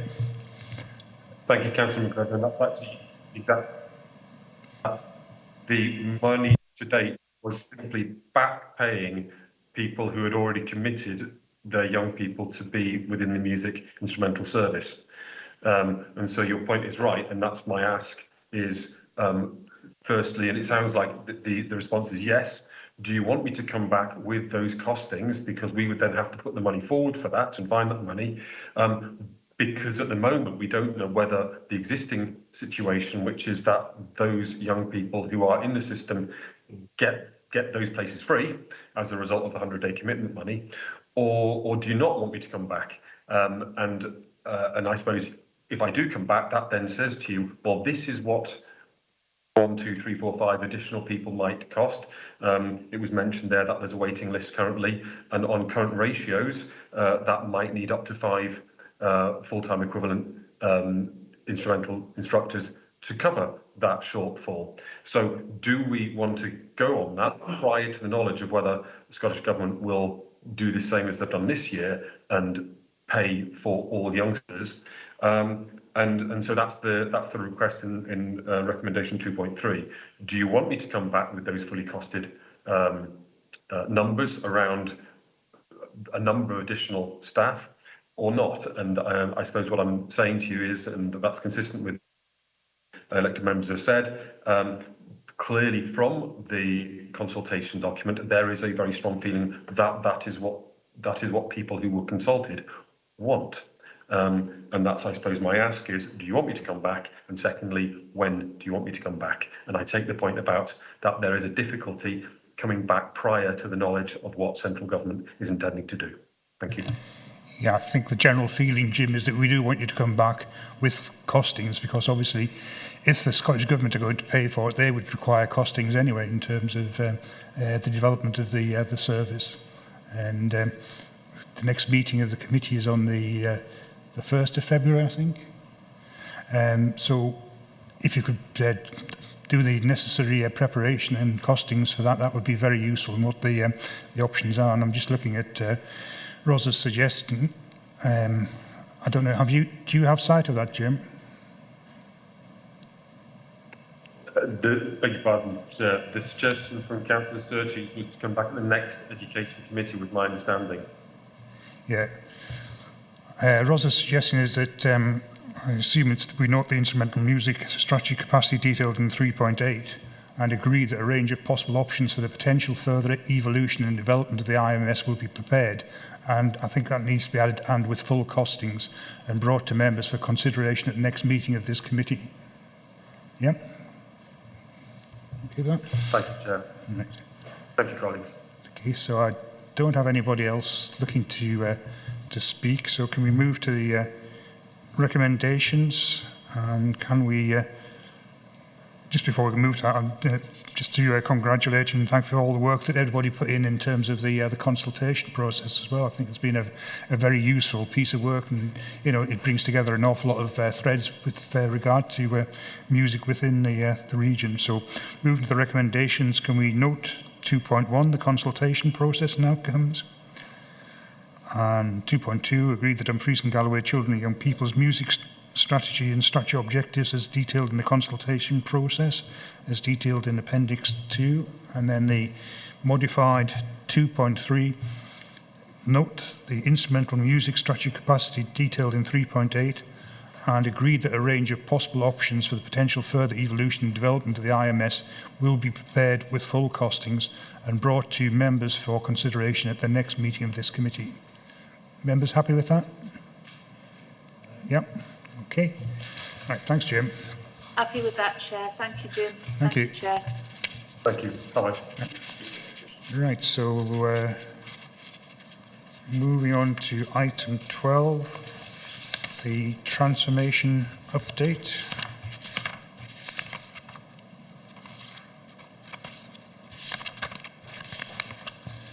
Which is on page 131. This report presents members of the further update on the progress of the transformation of school models as agreed by Education and Learning Committee on the 3rd of November 2020. Specifically, this report addresses the work required to determine the management arrangements for denominational schools, which will subsequently inform the progress of the partnerships and school management arrangements following the Education and Learning Committee on the 7th of October 2021. And we have John Finn to speak to that. John, is there anything you want to add to your report? I'll be very brief, Chair. Thank you. Thank you for the time this afternoon. Sorry. So this report, as the Chair's highlighted, is further updates on the transformation activity that the service are undertaking. And we know that at the last committee, on the 7th of October, there was clear representation made by the Roman Catholic Church with regards to the involvement and partnering of potentially partnering of some of the schools that are denominational. I'm really pleased to say that we've engaged with the Roman Catholic Church representatives on 2 occasions to ensure that this paper was agreed to be brought to this committee, and we will continue with conversations after the Christmas break to ensure that that view is very firmly incorporated into any management arrangements paper that we'll bring back to this committee, in order that this committee can have oversight of how we propose to take this forward from that point. So apart from that, Chair, I don't really have any more to answer to say at this point. Obviously, happy to answer any questions. Thank you. Thanks, John. And I've got Anne Barber looking to speak. Anne? Really, just to agree with Johnson and the proposals that are going forward, our meetings were most courteous, and I think we cleared a lot of ground. There's still a lot of ground to be covered, and it may not be totally easy, but we're all going forward, both the church and the education officers, we're all going forward in the same direction, which I think is very important. Thank you. Thanks, Anne. I've got Councillor Scobie. Yeah, Chair, and I welcome again the report, or the further report, following our meeting in October. But as Anne says, there are still a lot to be discussed, or at least further discussions to take place. And what's clear in my mind is the 1918 Act, the Education Act, in terms of the Roman Catholic school. So I'm slightly confused with some of the language in the report in terms when it refers to local negotiating committees and protocols and so forth and so on, because no matter what the outcome is, in terms of the discussions with the diocese and the Roman Catholic Authority, it could have an impact on the partnership arrangements. And it's to that point in 3.8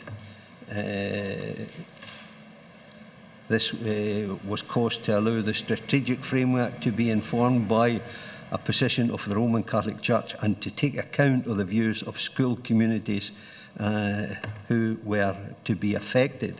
And I think in the decision it was noted, or I've noted, that it's on a phased basis in terms of the partnership. I really am coming on to the point of consultation, Chair, and at the last meeting I understood that the caveat was that trios were to be done away with, and I have since sought advice from the head of legal in terms of the mandate for consultation.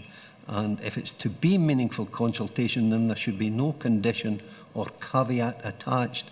And I would hope that when we do go out to schools, there is no caveat or condition attached, notwithstanding the Roman Catholic position under the 1918 Act, that when we do go out to schools, it will be a meaningful consultation, and it will be for the parents to put over if and when they would want to see any change in the partnership arrangements.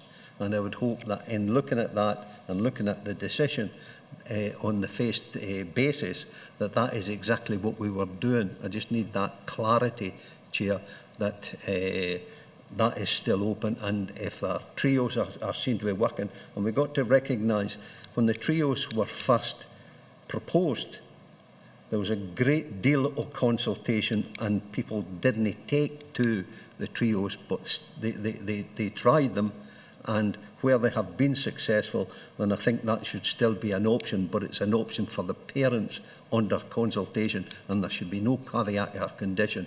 That was the advice I got from the head of legal in terms of the mandate for consultation, that there should be no mandate. I just need that clarification, Chair.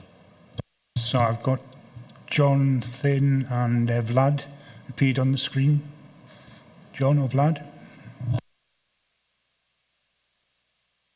I'll let John come in first, if that's okay, in terms of what we've got in front of us in terms of the report, because my understanding is that this report's given an update and in essence is part of the implementation of the last decision, which will include consultation within that. So, and then I'll come in the back of that if that's okay. Okay, yeah, John. Very much to just reiterate what Vlad's just said. I mean, this is an updated report taking account of the conversations and the decisions that were made at the last committee. And this allows us the opportunity to really fully engage with our Catholic representatives to ensure that their views and that legal standpoint that they have is absolutely incorporated into any sort of future point moving forward. Clearly, we've got a strategic framework that has already been agreed by members, and we would want to consider the weighting that we'd want to give to those various areas.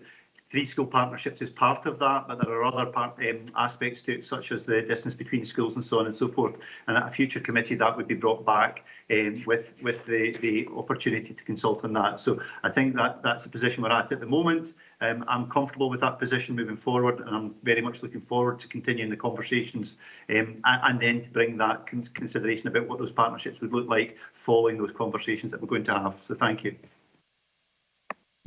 Vlad? Thanks, Chair. Yeah, just to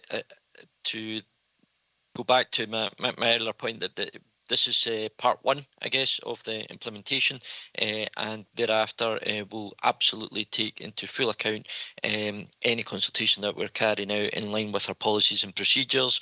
We've got clear policies on that, so we'll make sure that we abide by those, and thereafter that you'll get the various stages of this process reported to this committee as and when it's deemed appropriate, depending on what stage we're at. Willie? Chair, I didn't hear the clarification. I'm pleased to see that Vlad is with us. And it's that consultation, that it's got to be meaningful consultation.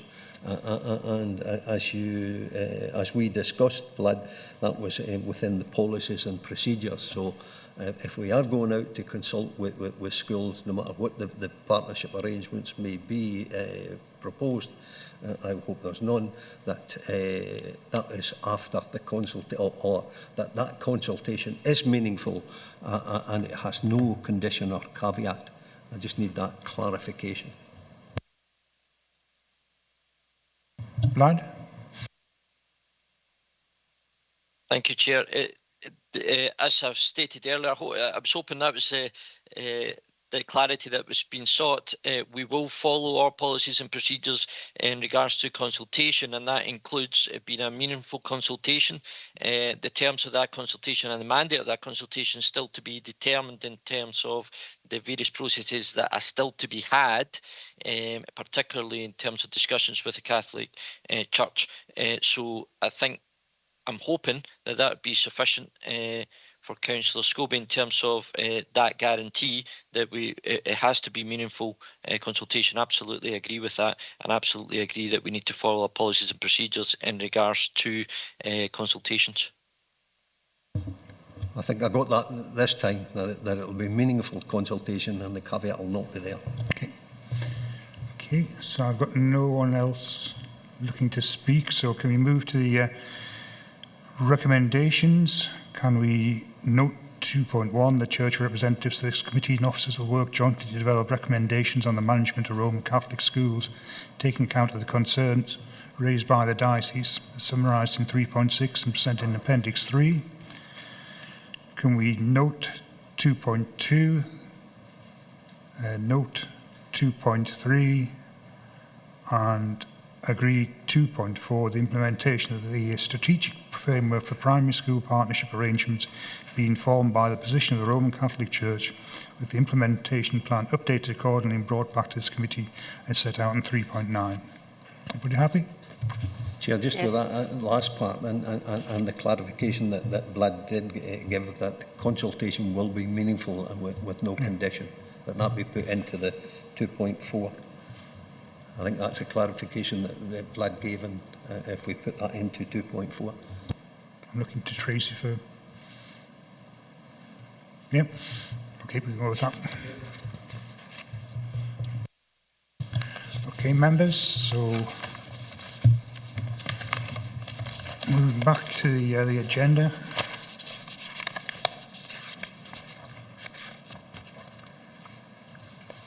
Item 13, the Dumfries Learning Town Phase 2 on page 165. This report presents members with an update on the progress in relation to Dumfries Learning Town Phase 2 and provides clarity on the project board membership, seeking members' consideration around the addition of 2 new roles within the board. And we have Lauren to speak to this. Lauren, have you anything to add to the report? Thank you, Chair. No, nothing further to add, but happy to take any questions on it. Members?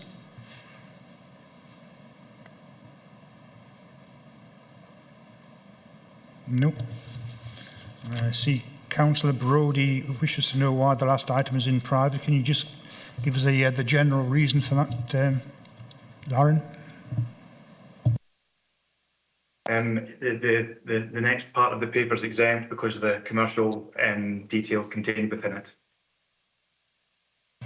Thanks, Lauren. Can I can't see anything commercially sensitive in it. It's quite big public interest.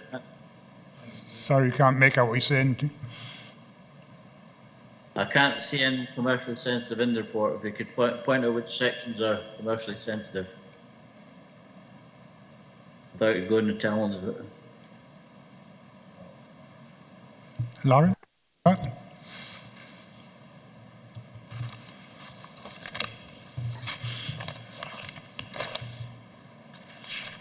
There's detail in the exempt report around the framework selection and no discussions at the point of time have been made with the frameworks, so they are not aware of our decision at this point. That needs to be ratified through committee. Okay, Dick? Not quite sure that's commercially sensitive. It's not revealing any information about. There's no decision. Yeah. Well, we're going to have to ratify it, but I think it's genuine public interest, this part. I think we need to err on the side of caution. Okay, so item 13, Dumfries Learning Town. Do we have any questions? No. So can we move to the recommendations? Can I come in, Chair, please?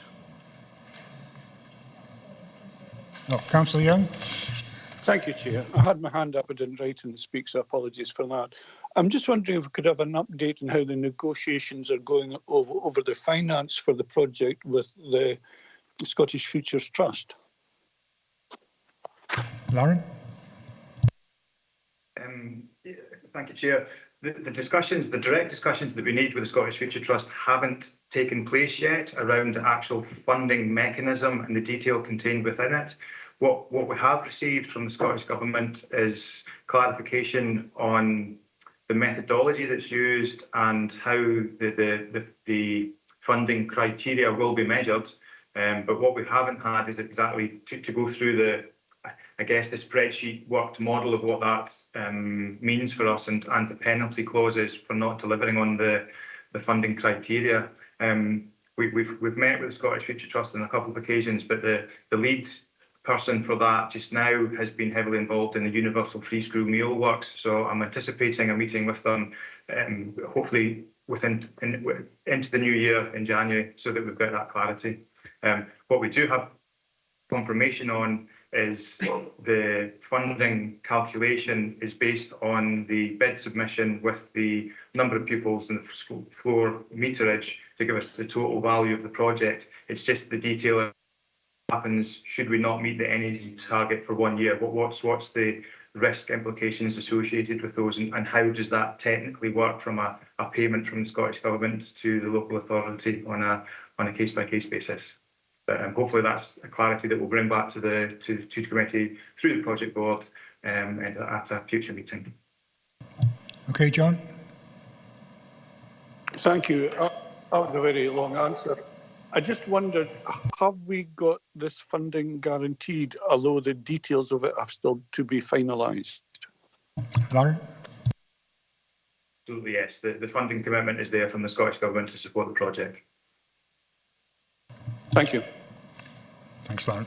Okay, so if we move to the recommendations, can we note 2.1, the progress on Dumfries Learning Town Phase 2 since the last committee meeting? And 2.2, can we agree the addition of 2 members to the project board as detailed in 3.3 to 3.6 and in the appendix? Okay.